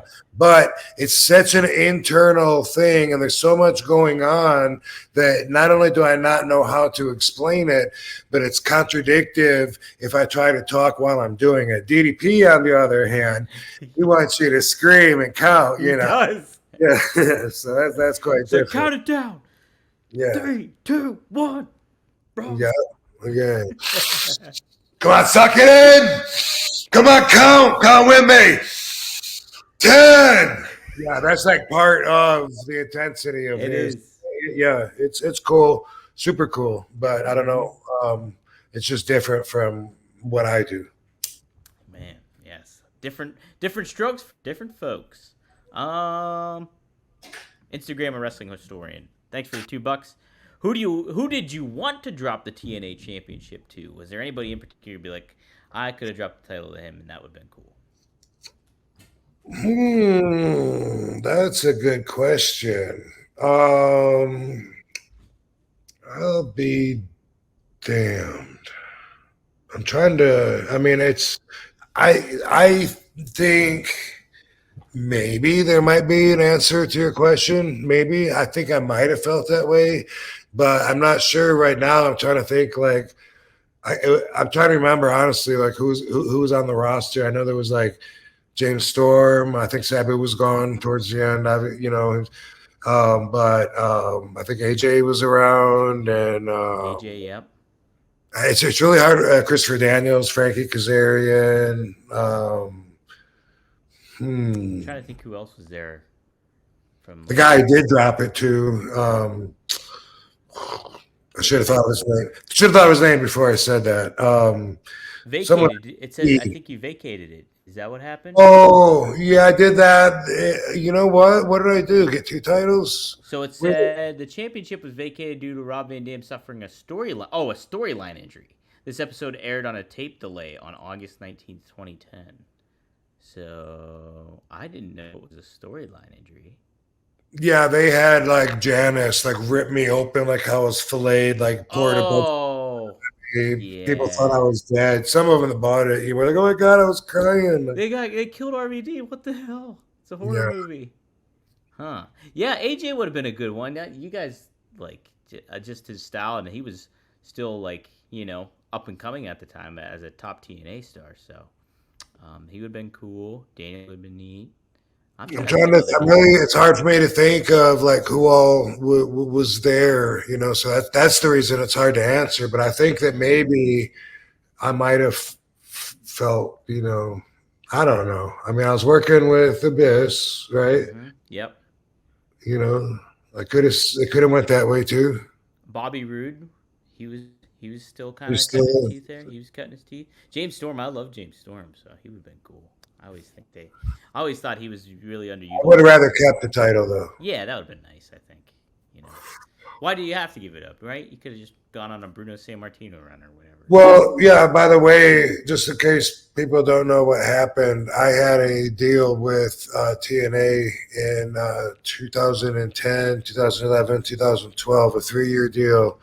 And I was getting paid X amount for 75 matches a year. If I went over the 75 matches, then I would get paid at a per rate at that rate per match afterwards. And what happened on this particular year is we went over the 75 matches, and they were continuing to book me, and I was feeling good, and I was like, I'm just going to keep getting this money, and I'm not going to say anything, and it went on for a couple weeks, whatever. And then somebody noticed, and they said, "Oh shit, we gotta fucking take a break." What they would do is, boom, stop the contract for that year, and then we would continue again into year 2. When that was ready to kick in, like after the first of the year. So in order to stop my contract and suddenly end all storylines or anything to do with me, they decided to just show me backstage all bloody and sliced up from Janice, try to put the heat on Abyss, and took me off in an ambulance ride. And then the thing that was really funny about that was then a couple months later, when it was time to start the fresh 75 matches for contract year number 2, I went back right in and had like some gauze like wrapped around my forearm or something. Like I just like healed, had plastic surgery and some, healed like Superman in the yellow sun, I guess. That's so weird. What a weird decision to make. Like, let's bloody him up with Janice and then take him out. Oh fuck, we ran out. We were paying attention to the contract. Yeah, that's funny shit. Yeah, and I think I were on match 82 or something like that, and I was like, sweet, let's just keep it coming, Let's man. keep rolling, baby. In WWE, I worked way many more matches for the same amount of money. Yeah, right? Way more. 72 matches wouldn't have been a year in WWE. It would have been a short 2 months, right? No, Yeah. 60 days and 2 months, huh? Oh, yeah. Well, I guess in 3 months, we would have done, let's see, if we did, if we did we did roughly 20, 25 matches a month, probably in WWE. So basically, anyway, in 3 months in WWE, I would have had about the same amount of matches as I would have had in 12 months in TNA after I left WWE, and then in 2007, and then turned up in TNA in 2010, and the money was very comparable on the annual. So it was much less work, for the same money. So just like I always say, life just keeps getting better and better and better, and it's all a perspective of how you look at the narration that you tell yourself. But for me, I've always been right, and so there's never been a reason to think anything but. That's it, man. That's it. Yeah. Mr. Marijuana chimes in again. Thanks for the $2. Darby Allin versus RVD, and then he was asked about how your stand-up show was that you did a couple weeks ago. Yeah, how did that go, Rob? I would like to wrestle Darby Allin. That's kind of picture that being like the Spike Dudley matches I used to have, where I used to kind of whip him all over the place, and he ate a lot of chairs, and then would turn it around on me, and I ate a lot of chairs. But yeah, the stand up was good. It was fun, as an artist, I could say that the run-in was too early, you know. But everyone had a good time and whatever. But so it was a roast, and there would be like one matchup would be this comedian versus this comedian, and they would just take turns, you know. He's so smelly that when he tries to put the deodorant on, the deodorant runs from him. Some jokes would be like Norm Macdonald cheesy, Yeah, Norm Macdonald kind of cheesy. and then they were, oh, okay, and then there was, anyway, it was like they had scripts, they would write it and they would read, so it wasn't like they had to remember it. It was weird, but anyway, it was fun. But after the whole thing was done and like half the people left, then they put me on, and they had me like as a special thing, but really like half the people had left. But I was up there, and we had something set up, and I told the guy, exactly like when to come up, and I even said I'm gonna save like my best favorite 2 jokes for the end, and then and I told him what it's gonna be and come in then. And anyway, he came in before that, so I was a little unfulfilled as far as being able to live wanted to that night. But aside from that, though, it was cool and it was fun actually getting back up there again. I probably will do it again sometime soon, since it's been a while. And now that I was up there and had some fun, although those guys are jokers, and now they tell me every day they're gonna Venmo me, or oh no, I meant Cash App, not Venmo. Cash App or Venmo.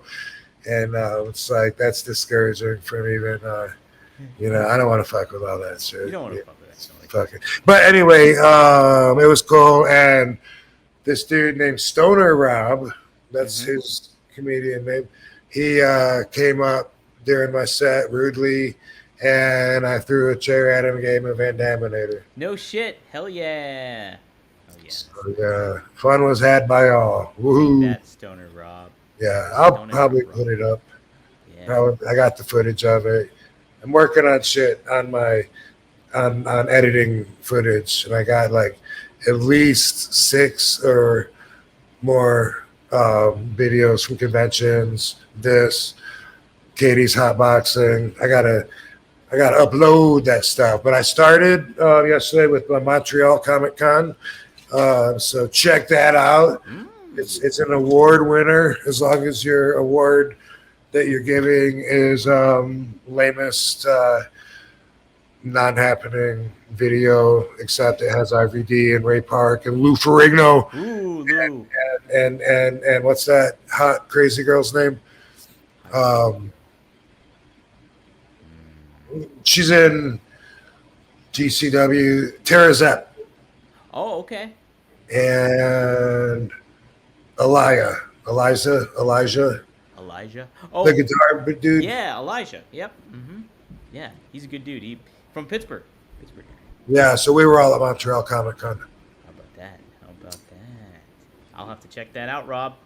You're not missing out on anything, bro. I But give love us a view. Give us a like. What the hell? Why not? Just do something. Like, subscribe if you're on our Good karma. YouTube. Yeah, Hit like. It's good karma. That's what I'm going to start putting on my videos. I like it. Because I believe that shit. That's why I do it. And that's what I was going to talk about too. Sometimes that gets me in trouble. So on Instagram, I'll be scrolling through, and usually like I look like, and almost everybody gets a heart. You know what I mean? Yeah. Usually. And anyway, and I appreciate girls that want you to look at them. You know what I mean? So like I automatically, like, okay, cool. Yeah, I approve of this message. This girl wants to show her ass or her titties or whatever, and boom, I approve of this. Katie thinks it's hilarious when, and she's found a couple times where she says that she's looking on her Instagram and she will find that I put a heart on a tranny. Yeah. And then she gets a kick out of it. Not that she wouldn't also put a heart on the tranny, but she would do it on purpose, and she just thinks it's funny because she knows that I don't notice that. You don't notice it, and you're So just in her mind, I'm looking at that girl going, "Oh, damn, look at heck you!" yeah. So she always thinks that's hilarious. She's, I saw you put another heart on a, and I'm, no, did I? So now I'm scared of it. I'm like, before I do it, if there's any question about it, then I look at the profile or their name, because sometimes it'll say, like TS or something, Tran, or sometimes there'll be little clues. But that's what's funny is like they'll say something and I don't even read it. They'll say like, guys don't seem to mind when I tell them I have a dick or whatever. And then I just heart it and scroll to the next one. Heck yeah. Yeah. That's like me on dating apps sometimes. I'll be like swiping through and like I won't really be paying attention. And I'm like, oh, didn't read that. Oh, that was probably a train. Yeah. Seth says, what's up, RVD? How's life? What did the weed guy bring? I don't know. He texted saying that he called it fire, which, is a very, very generic term for really good weed. And and the guy that dropped it off said, he wants you to text him, let him know what you think of it. He said it's brand new from a grow. So let's see. If it has, sometimes there's even like a little tag in there, or they'll write on the bag something that I ignore, but actually it usually does. But no, this one doesn't. It doesn't have to. That's all right. So Look at that. this is RVD's big head for size comparison. Why do people call me pothead? I don't get it. So what? I got weed on my brain. So what? I like the nuggets to be bigger. These nuggets are smaller. Oh. So that's my only comment. But when you grind it up, it's going to be powder anyway by the time you grind it up and to roll it. So not a huge factor, but I definitely normally prefer bigger, denser buds instead of short little nuggets. Is that because it's denser? Is that make it better a lot of the times when you have bigger? Well, so if it's bigger, there's more protection of the center of it, and so it's able to hold more moisture. That's part of it, because like if you're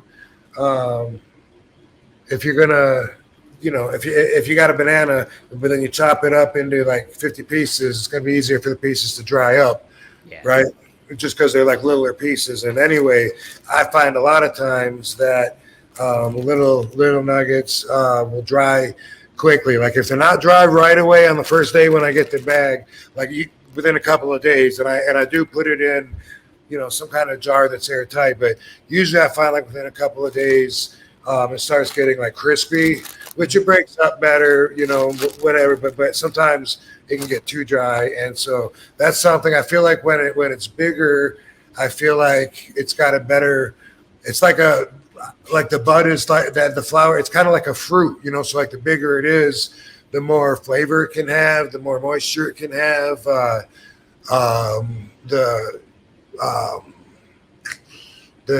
Can hold, potentially more of crystals and more of like everything that you want, and then you can break it up into little buds, and then you got that. But you can't put a bunch of little buds back together into one big bud. Yeah, no, you can't do it in a big bud. Well, geez, you taught me something there. I did not know about that. Added insight. It's a preference, I guess. Mm-hmm. But yeah. A lot of people would say, fuck it, if it gets me high, then it gets me high. So there is that too. You're a connoisseur of it, so it's good to know that. Maddie, I'm not a dinosaur. I told you, I'm only 53. Connoissaurus. You're a connoissaurus. Oh, cool. Maddie, Mr. Marijuana, does RVD believe in Joe Henry? Have you seen more of Joe Henry there, Rob? And then did you see Sabu? I saw him. I saw him as a thumbnail for us. Like Yes. you put a picture of him up. I did put a picture of him. And I had him in our clip, too, when you were talking about him. I had him clapping for us. I might have seen him one other time, maybe like flipping through Twitter or something, X, maybe. So I've seen him 1 to 2 times since we talked about him. I haven't seen Sabu, but I did text message him right before the podcast. Oh, nice. He said that the midget wrestling promoter, Billy Blaze, is throwing a party at the Nerd Bar tonight. Oh, how about that?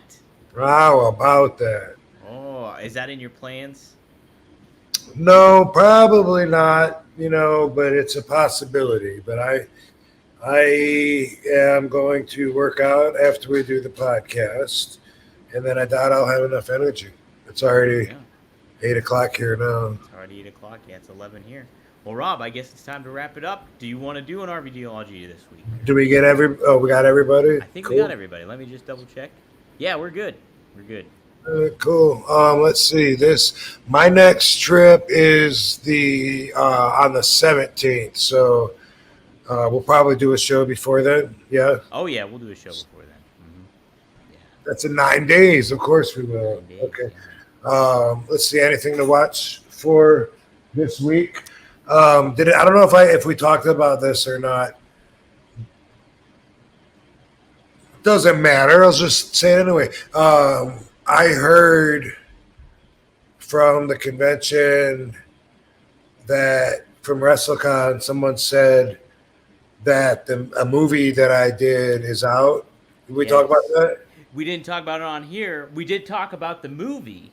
So it was the real estate movie. So it's called The Realtor. Realtor. Yeah, and it came up at the convention because Sarge was in the movie. Jake the Snake was in the movie, and all 3 of us were there at WrestleCon. And Sarge's manager said, Rob, did you see it yet?" And I'm like, "What?" And he said, "The Realtor." I said, "No, is it out? I didn't know it was even done." And he said, "It's on Amazon." Yeah, so that's a little bit of news. I don't know if it's recommendable or not. I don't. Let me just say no refunds. So no refunds. Just FYI. Yeah. Don't come here and complain if that's yeah.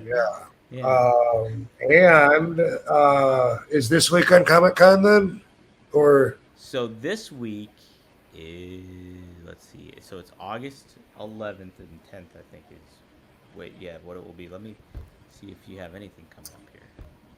Oh yeah, go to robvandam.com and check out the rolling papers. By the way, you can buy his rolling papers here. Let's see, appearances. Taking a look, August 2nd and 3rd. That's what we're done with. That was Cleveland. I don't think. If you just, I forgot what we were talking about already. Yeah, I thought. So next week, so the 17th, that weekend you're going to be away. But then when is San Diego Wrestle or Comic-Con? San Diego Comic-Con already happened. Okay. So there was a movie there, trailer, teaser that was supposed to air that I'm in that is also not out yet. So my star is on the rise, bro. That's it. Everybody's gonna be Plus, there's some other movies that'll never see daylight that I did. Also, that I did do a couple shorts that you probably won't ever see. But I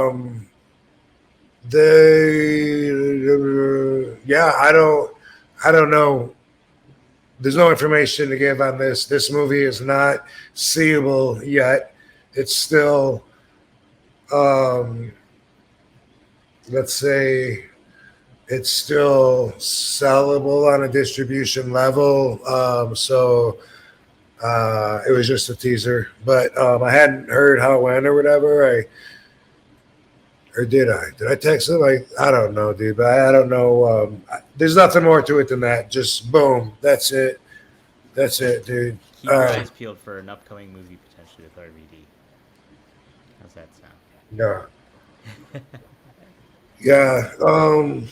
Yeah. Let's just call it. That'd be cool, and I can do an RVD allergy next week because. Well, you know what? Fuck it. We can talk for a little bit. Why not? Why not? Well, let's do it. This is your chance to hang up and run for the hills right now if you don't want to hear it. Okay. But if I want to what do they say? Kick the dead horse, or pound it into the ground, hit the point on the head to death, whatever. But I have to overstate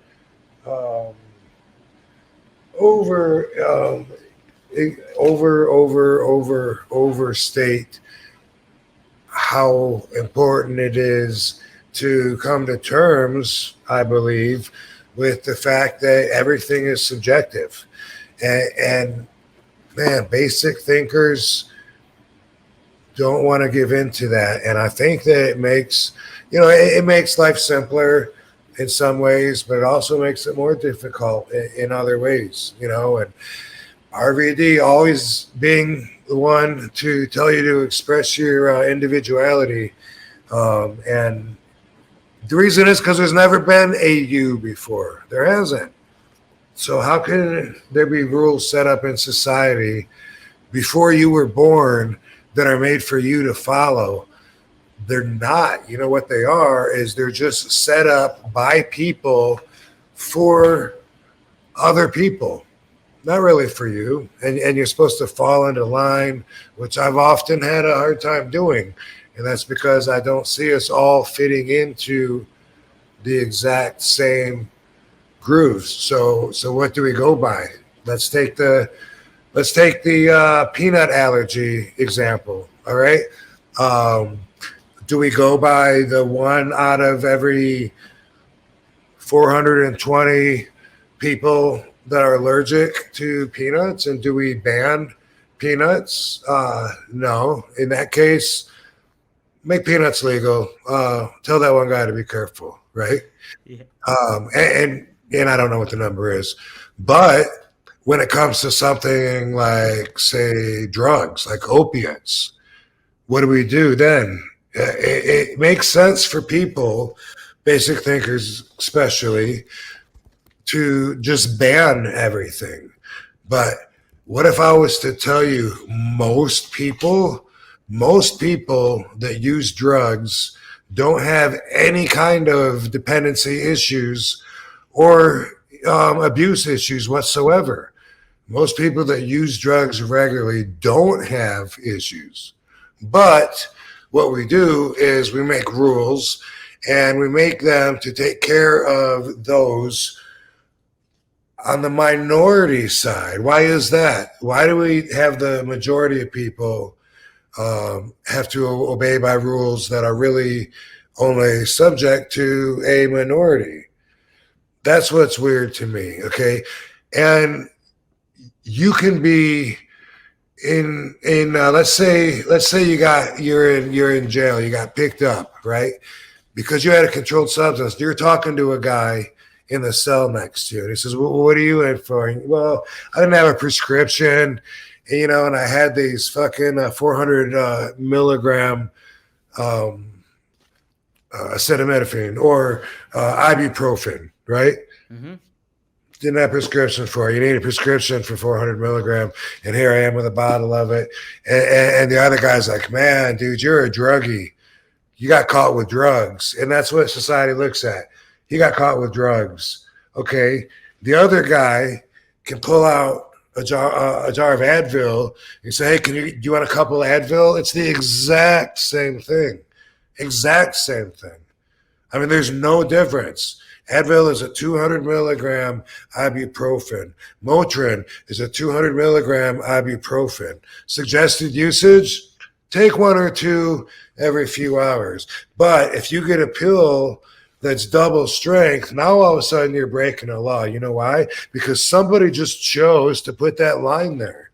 And I find it bothersome that basic thinkers are just okay, never questioning authority and just following lines that are pre-positioned, as I say, before they were even alive. Like, I don't get it. You know, an example of that, a lot of people think the more you conform to the rules of the road, the better car driver you are.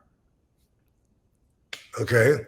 In other words, if you come to a complete stop, if you put your turn signal on at least 200 yards before the intersection, if you stop a safe distance, if you count 2 seconds when that car takes off before you do, all of that stuff. There's some people that, in my opinion, really lean on the side of caution.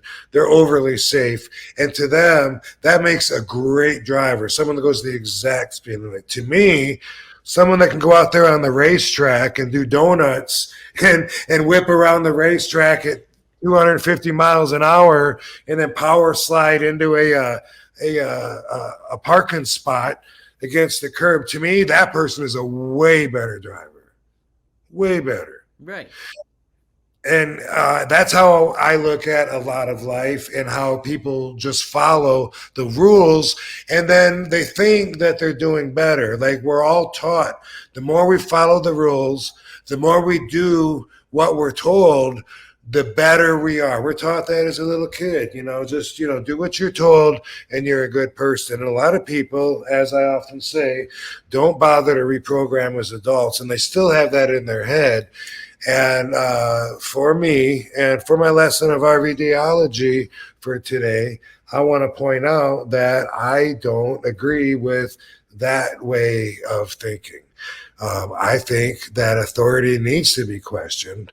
Otherwise, a lot of times our rights are taken from us, and that's pretty important. Everything is subjective. Where they draw the line on the Advil, but also on everything else. Let me bring up this other example. You're comparing protein powders, right? And you're like, well, damn, this one has 26 grams of protein in each scoop. This one only has 22 grams. I'm going to get this one because it's got more protein. Did you ever think about the fact that maybe that scooper is bigger? Oh. Probably never crossed your mind. It should. With enough experience, it will, because you'll realize that scooper is bigger, and that's something that they do to get you to buy it. You should always just consider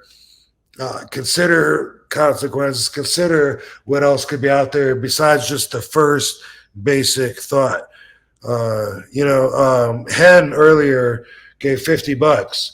And he said that I am the best wrestler that has ever fucking lived. Great compliment. But it's obviously subjective to him. For instance, I doubt if you asked Triple H who the best wrestler ever is, I doubt that I would cross his mind or that he would think of that. That's because best is an opinion. It's subjective, but you would never know it sometimes when you hear the guys talking right through their egos, which is every wrestling promo ever.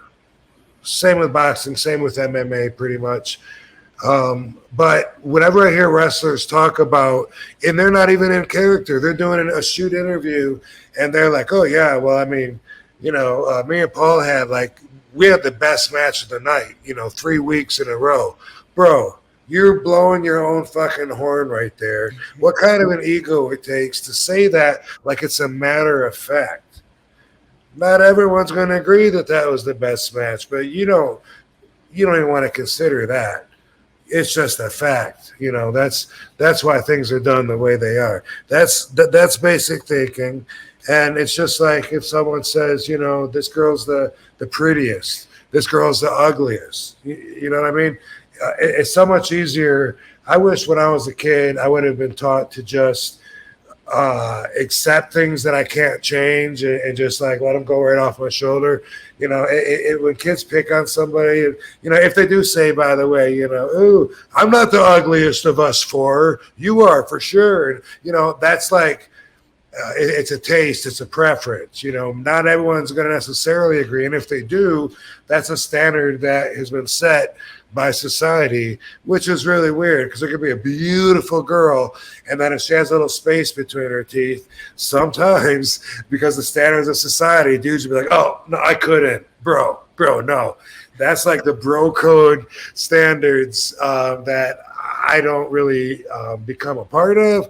But it's also very subjective. You know, perception is reality. What people see, what they're experiencing, that's fact to them. You know, we had the best match of the night, 3 nights in a row, bro. That's going to be fact because that's what they saw. That's what they believe. And no one ever questions them. No one ever counters it. So it's true on that. You know, some people think that being good is, like I said, following the rules. Like that's what being a good person is. And a lot of cops say that, you know, hey, if you would just do what we say and cooperate, things will go a lot easier. That's exactly what the rapist tells you before he sticks it up your booty hole. And I, for one, don't want that.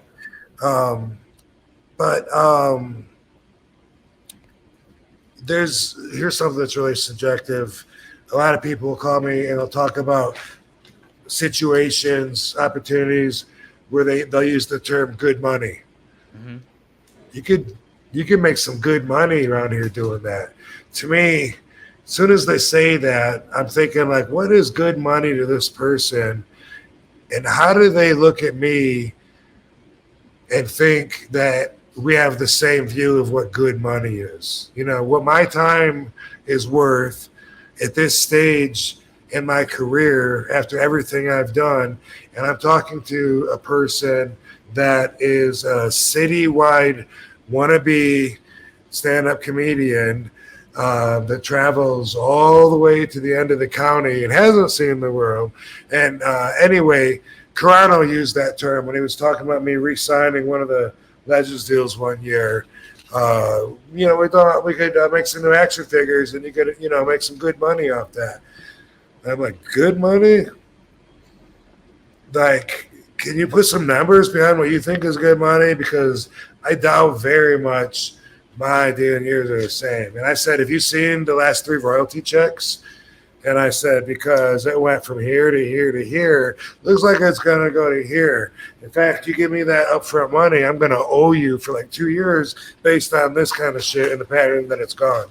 That's something that I always find like, maybe I shouldn't find it offensive, but I'm almost insulted by when some people throw that term good money to me. And that's because, like, look, some of the guys that we hang out with, right? John Cena, fucking, who's the top? Roman Reigns. How much money do you think those guys are making? You know what I mean? Those guys are making like big money. Those are the guys that we work with. That's our world, without being too personal about what I make, but just for certain people. And I know they're talking about not good money, but for them to throw that at me and see me as if I would be good money, that sometimes it comes across as insulting, as if that's what they think of me. But also in the same way, I get offers sometimes by promoters that'll say, hey, I had so-and-so cancel on me. Is there any way you can come in? You know, I can pay you like this much. And sometimes I'm like, how could that person think that I would possibly leave home for that much? I mean, if I was that cheap, I would be everywhere every weekend. People would book the fuck out of me. And I'm like, I don't even get it. So, you know, and they don't mean anything bad by it. And I know that, but my ego is still insulted by it. It's all about that fucking ego. But another example of this is how things are subjective. If we're going to go meet somewhere and you say, man, I know this perfect place, it's got live music, boom, I'm done, I'm out. I hate live music. Most people will think live music sounds great. For me, it's going to be annoying. I already don't want to go. Thank you for warning me. I think melted cheese sounds messy, like fucking ice cream cone that's, ice cream's running all over your fucking hand or something. If I have cheese on something, I like the integrity of the cheese, the actual substance, to bite through it. I don't want it to be melted into liquid where it's running down all over the food. But I know in society, melted cheese. I know that is a value that a lot of people are drawn to. Again, everything is subjective. And what I'm going to do is I'm going to do an episode sometime soon on exceptions, and we'll go through the reasons that you shouldn't believe in absolutes. And when we go through and you really understand there's always exceptions, then it kind of opens your mind up a little bit more to realize that everything is subjective. Everything you hear, when I heard apparently, what's her name? Liv Morgan was, apparently she was driving erratically, across the yellow line a few times and got pulled over. Then she had weed. Whatever the thing was, and I'm just using that as an example. In my mind, I go ahead and throw that first part out. There's no way I'm going to assume that she was driving in a disorderly fashion, or that she even crossed the yellow lines, because I know the cops use that shit just to pull you over. They lie and they tell you that you were speeding. You didn't come to a complete stop. You didn't use your turn signal. I see videos of these all the time where they have evidence because they're recording themselves, and the cops still come after them, and they're just used to getting away with it, just bullshitting, using that to try to find something else. And so anyway, when you hear something, don't just take it as fact. Take it as it's subjective to the person that's telling you that, and then probably subjective to a lot of other factors as well. Fucking in Germany, they tell you Hitler was a hero. He was a good person. I was blown away the first time I heard that. Like, the thought never crossed my mind because I hadn't been reprogrammed yet. I was in ECW, and Alf Herman was telling me, in the Germany, he's a good leader. He did a lot of good things for our country. I'm like, what? Bro, he's the worst heel in history. He's a real Darth Vader. Like, we use him as an example of horrible, evil people. He's like, God, not the same for us. He did some good stuff for Germany. He expanded our empire, got us territory, made our people stronger. But I couldn't believe it, but it makes fucking sense. Because everything is just subjective to who's telling you. What they're telling you. And, in a case like that, the victor gets to tell the story. So the history that we get was for sure told through people that lived, through the wars. They're the ones that tell the story, not the ones that died. So my point to all this is everything is subjective. It always is. So make up your mind for yourself more. That's what I would encourage you to do, and if you want to use patterns that are out there, okay, but if it says, take 1 to 2 and you find that you get better results at 3 to 4, well, that's just an example of one of the things I'm talking about. That 1 to 2 was not made for you. That somebody used that for control, for power, so they can get paid. So Big Pharma can make money. If you have one that's the strength of 2 put together, it's a crazy system. A lot of it's not meant for us. And man, think about it. Like houses that are really old, they say that the showers are lower because people used to be smaller. Great example. Take that and apply it to everyday life. How rules that were put in place, traditions, a lot of stuff that has been done for years and years and years. It couldn't have been specifically told for you because you weren't around. So first, just check to see if it's a good fit for you. I'm giving you the right as an individual to check and see if blank is a good fit for you. And if it's not, don't be afraid to fucking own that. Man, I went to so many concerts before I realized, you know what? I really don't enjoy going out to live music. My friend Matt has an extra ticket tomorrow for, I think it's Jane's Addiction, if I'm not mistaken, at the Palms. I just hit him back with, that doesn't sound like something I would enjoy. And he said, yeah, I know. I just figured I would invite you. And I'm like, I've gone to concerts, usually when it's friends of mine, I'm supporting them that are playing, or if I'm on a date or I'm chaperoning. But overall, though, the music in general is not my thing. And that's not something that I could have admitted until I really got to know myself.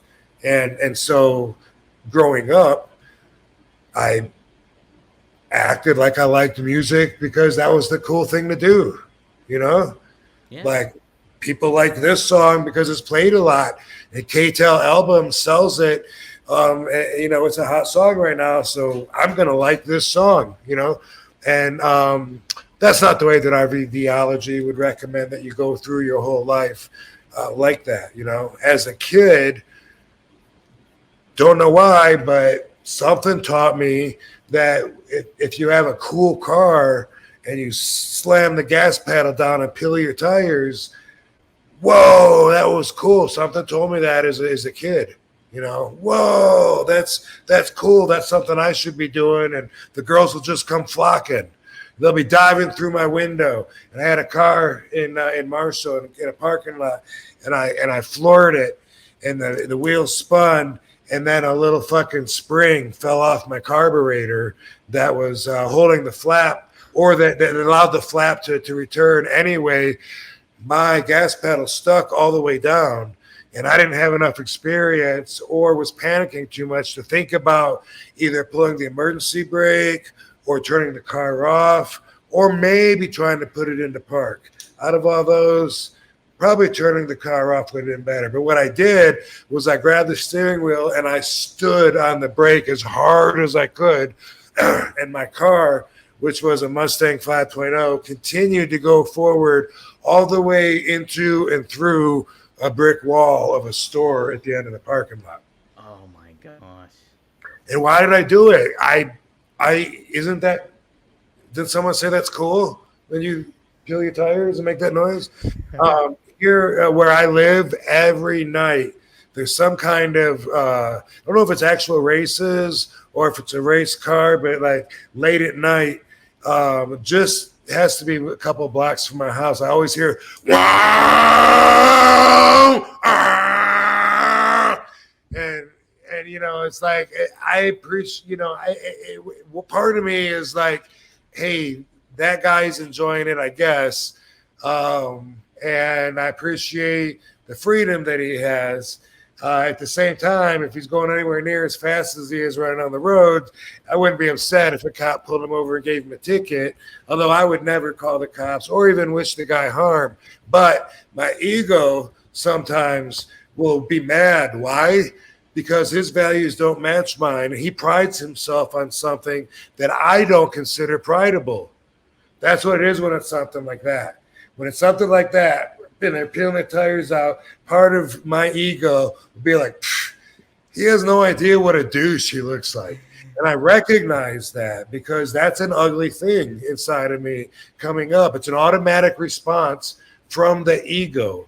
So I recognize that. And then I'm like, you know what? Just because that's not cool to me, it obviously is to him, and he's having fun. I don't like the noise, but who am I to be like, that's so douchey. What that is, I think, is kind of the same kind of vibe that hates girls that like the jocks or that like the guys with the fancy sports cars when I'm not that. Man, he's stupid, and that's so douchey. He's got a lot of money because his parents are rich, he's spoiled, and he's got a big fucking red car, so he gets the hottest chick. Fuck that. That's your ego kind of saying, like, hey, my values don't match that, so fuck them. And that's really an ugly way of thinking. So I recognize that in myself. And I'm like, hey, it's all subjective. Yeah, I wouldn't say that's cool. I would say it's more annoying. I would say that the live music is annoying. I would want to avoid that. I would say avoiding swearing isn't worth it. I don't think it makes you a better person. I don't think Jesus knows the difference with you saying mother trucker and shut the front door. I think it's more about the intention. That's just the way that I think. And I don't expect anyone else to think exactly like I do. But for those of you that appreciate me putting in my 2 cents, that's my RVDology. I'm going to suggest that see if this rule, this conformation, this line, see if it's a good fit for you. And just check it. And if it's not, then, maybe see if you could do something about it. And here's the thing, make your own choices, but don't need anybody else to agree with you. That's it. Good stuff, Rob. That was great. Yeah, even thinking about that, like when somebody was revving their engines by me, and I immediately kind of get pissed off because partially, I think it's like the sound might startle me at first, but that's my ego too. Like that pissed me off and made me feel vulnerable for a second, and so fuck you. You know what I mean? So it's like, and like Nick Hogan loves sports cars. That's his thing. He loves cars. Which, by the way, I shouldn't bring him up because he had a couple of car incidences that probably would be better if people forgot. Better for him anyway. But I was just thinking of him, like he was doing the music video. Katie was in it, and I was just, and it's the cars revving up and peeling tires in a parking lot, all these fancy cars, and I was just thinking, like, this is so not my thing, and I own that. And then then life's easier for me. I don't have to be out pretending that I'm enjoying things that I'm not into. I don't watch sports, so I don't feel obligated to have to watch the Olympics. Someone asked if I was watching the Olympics. I didn't even know that they were on. And if someone thinks that's anti-American or whatever, then, hey, I'm one of a kind. It's not, I don't have anything against the Olympics. I just, it's not really my thing. I don't watch any of those sports when anyone else is doing it. So why would I watch someone else that I don't know doing it just because they're wearing a flag? I don't know. Yeah. It's a great thing to think about for sure too. It's like, just going against the convention of it all, and like thinking like, going on the lines and going against the grain, so to speak. But I did find out about the androgynous women, 2 of them that failed the genealogy test. Yeah. And it's weird because the one that was the boxer that everyone knows about, apparently she grew up a female, has pictures when she was a little kid, but then now has X and Y chromosomes, which women don't have. And so I need the end of the rest of that story. I mean, it seems like does that automatically happen if you take male hormones and you're a girl? I don't know. I mean, if so, it seems like cheating. If she was a tranny, that's definitely cheating, but that's what everybody jumped on. And then from my understanding, that's not even accurate.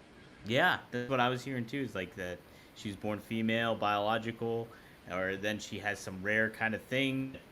What rare thing? I didn't hear about this. So I don't know the name. Rare infection that gave her a Y chromosome? Yeah, or something that's like a rare thing that, because like if you're, what is she? Is she Algerian? I think it was, because doing like a sex change there is illegal. So that couldn't even happen necessarily for her there. And then on top of it, they said like there's like this rare thing that women do get where there is technically like some testosterone. I don't know. But basically they were saying that there might be a little bit of something that she was born with like that too. So who knows? Yeah. I hope it's not over just because if she was taking male hormones, that's definitely cheating. Cheating, yeah. And when I look at her, I'm looking at a dude. So, I would like to hear the rest of the story. Me too. It feels like it's very ongoing and it's very cloudy and murky. All the details about it. It seems like I hear certain things and then it's like, okay, well, yeah, she's, whatever. But yeah. And in general, so that is my position. I'm definitely not a basher of any kind, and I believe in everybody's freedoms and rights, of course. But when asked if I think that a man who grows up as a little boy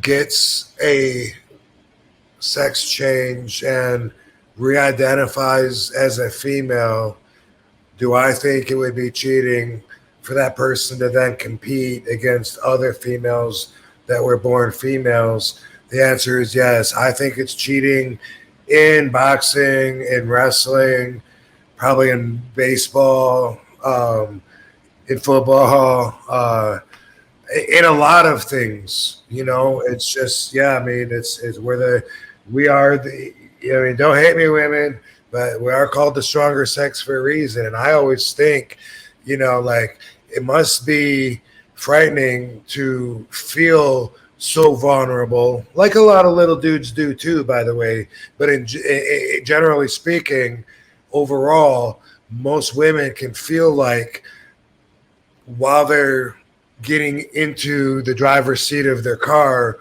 they could possibly be attacked from behind by someone quick and fast.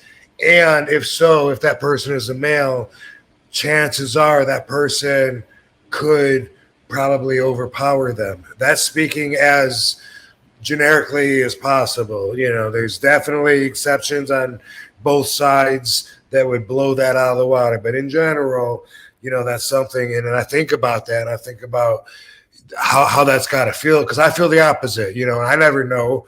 I mean, someone could come up and put a gun in the back of my head and put me out before I ever even see it if they're slick enough.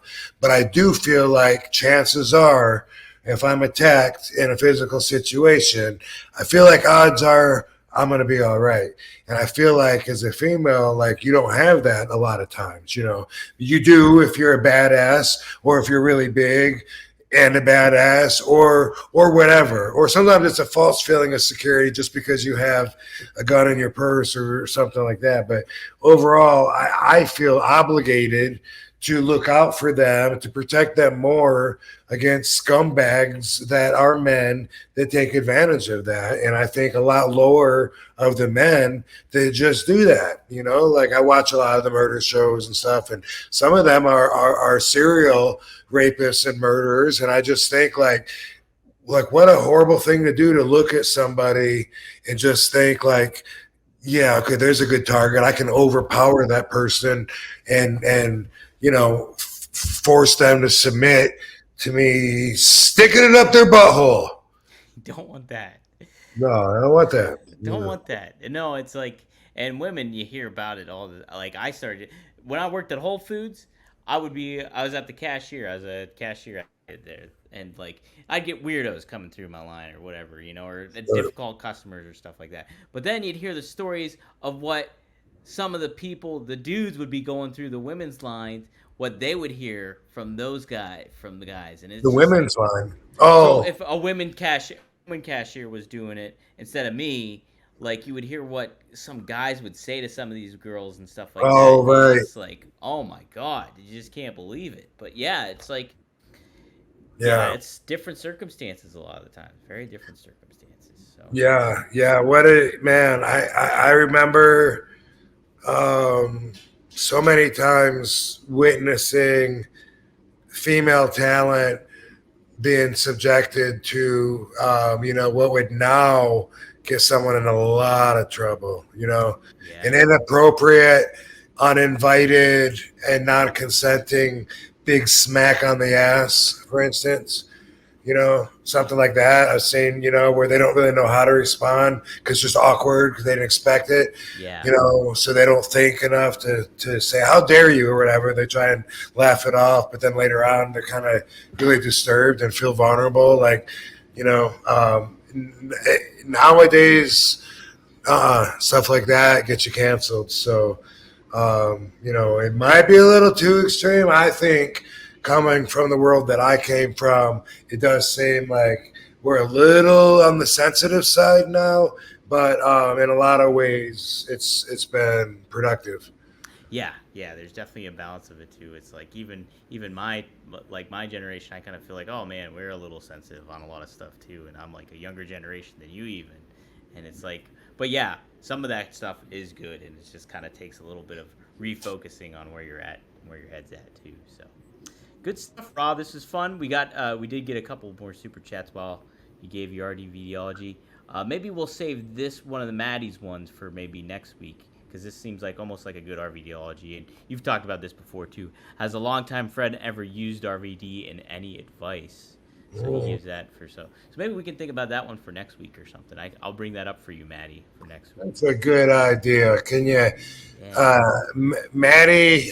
Can you hang on for 7 days, because a lot will probably happen in 7 days, and you can update us too. But I definitely have a lot of experience, and my quick advice that I want to say on it is don't let it change you from the person that you want to be, because it's easy to do that. And there's a lot of people out there that'll say DTA. You know what that means? Don't trust anybody. RVDology finds that as a conflict of interest. It is a way, and I'm not saying you're wrong if that works for you, but for me, you know what I mean? You can be cold and you can never love again just because your heart got broken once. But are you really awarding yourself a better life by protecting yourself, or are you being a wussy? Yeah. That's excellent advice too, immediately like that too, because don't let it change you, and don't think you did anything wrong necessarily either. You know, that could be another thing too that you gotta kind of consider. It might just be the person. But don't forget it. If this is an ongoing friend, they'll do it again. You know. Yep. You can forgive, but don't forget. That's for sure. Ken Terminated DQ. Thanks for the $5. Rob Dom. I'm a big fan of Marcus's work. That's my brother with Jake and Ted DiBiase. This is one of my first time seeing your work, Dom. Well, appreciate you chiming in, Ken. Hope to see you more. Rob gives a great show here, and we go a little different than what those guys do on their show. I know for sure. Cool, man. Yeah, I saw that was cool seeing your brother at WrestleCon. I didn't know if Katie had met him or not, and we were talking to whoever was down there on the left there. Jake and Ted were down there. And then I was like, "Look, it's Don's brother. Doesn't he look like him?" He's just a bigger version of me. Yeah, I always think that's entertaining when siblings look like each other or like their parents. You know, right. I don't know why, but I find it entertaining. You know, like in a good way. But I just it's fascinating how life works like that. You know, isn't it? People thought we were twins too, and we're like, I'm 16 months older than he is, but Okay. It was funny because we're a couple. When we were younger, we were a little like chubby kids and stuff like that. So we like looked like little fucking chubby brothers. So it's kind of funny, different now. Yeah. And then Maddie chimes in one more time. Narcissistic people don't like the truth. Hey, bro. I don't know what he was referring to, but that's true. Narcissistic people don't necessarily think of that. They think they're telling the right thing sometimes. So that's the thing about a narcissist is that they have a perspective, and that's in their foundation of forming all thoughts, you know. So that's one thing I always say about RVDology is it's not something that I have to remind myself, like, wait, how do I feel about this thing? Let me look up RVDology lesson number 7. It's not like that. This is my core group of values. It's what makes me me. It's at the foundation of forming every opinion that I have, every action that I take, and so I'm happy to share with experience that I've had, and hoping that it can help other people too. So that's what it's all about. I don't remember where I was going with why I brought that up, but something about Jake? No, I don't think so. Something about Jake. but what was it? Boom, boom, boom. Anyway, yeah, this is a pretty long one, and it was long. Yeah, we got a lot of stuff in too. We did. We were planning too. We're like, 1 hour and 10 minutes. I was like, all right, we'll wrap it up here, but we kept. Yeah. Go ahead. We can't beat it. Yeah, I felt like it's a point that I always make, and we can put different colors of paint on it, and find different ways to put it, but it's always back to everyone has their own set of values. Everything is subjective. I feel like you have to own that. You have to own that. That has to be behind your foundation of values when you think about life, when you think about you in society, when you think about other people in society, and when you think about decisions, choices, consequences. You use your own set of values, whatever they are, and in those things, and it comes out in your actions. It's the results of all of that, your values, your efforts, all of that, and your thoughts put together. So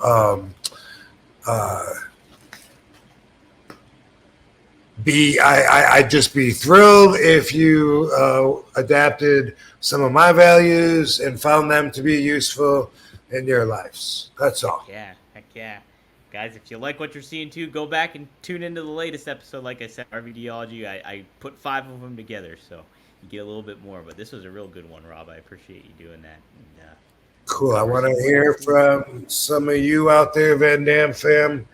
I like it when I'm able to hit people at the right time when they're dealing with stuff, and it makes sense to them. And I love being that source of energy. So if that happens, let me hear it. Hit me up here or at the Real RVD, or everywhere at the Real RVD. he'll like your stuff even if he doesn't read it. Yeah, that's everywhere. What's that? Everywhere. He'll like your stuff even if he doesn't read it. Yeah, I read stuff to me. But I try and encourage, people, and I don't listen to it because usually the volume is off, almost always. If the volume, like all of a sudden, when we all do that when we're in bed, we scroll through the Instagram, and sometimes the noise will automatically come on, and like everyone in the room jumps, like, "Hey, what are you doing? Are you disrespecting our quiet time in the bed?" And try and give each other as much shit as we can when it accidentally comes on. So, yeah. So that's a fact. But I always read everything that I see that's to me, and I respond when I feel when I'm inspired to respond. There you go. That's my policy. That's what makes you one of a kind, Rob. Yeah. All righty, dude. Appreciate it. Yep. We'll see you guys next time here on One of a Kind with RVD. See you next week, fam. See you. Thanks, Dom. Appreciate you. Thank you, guys. Have a great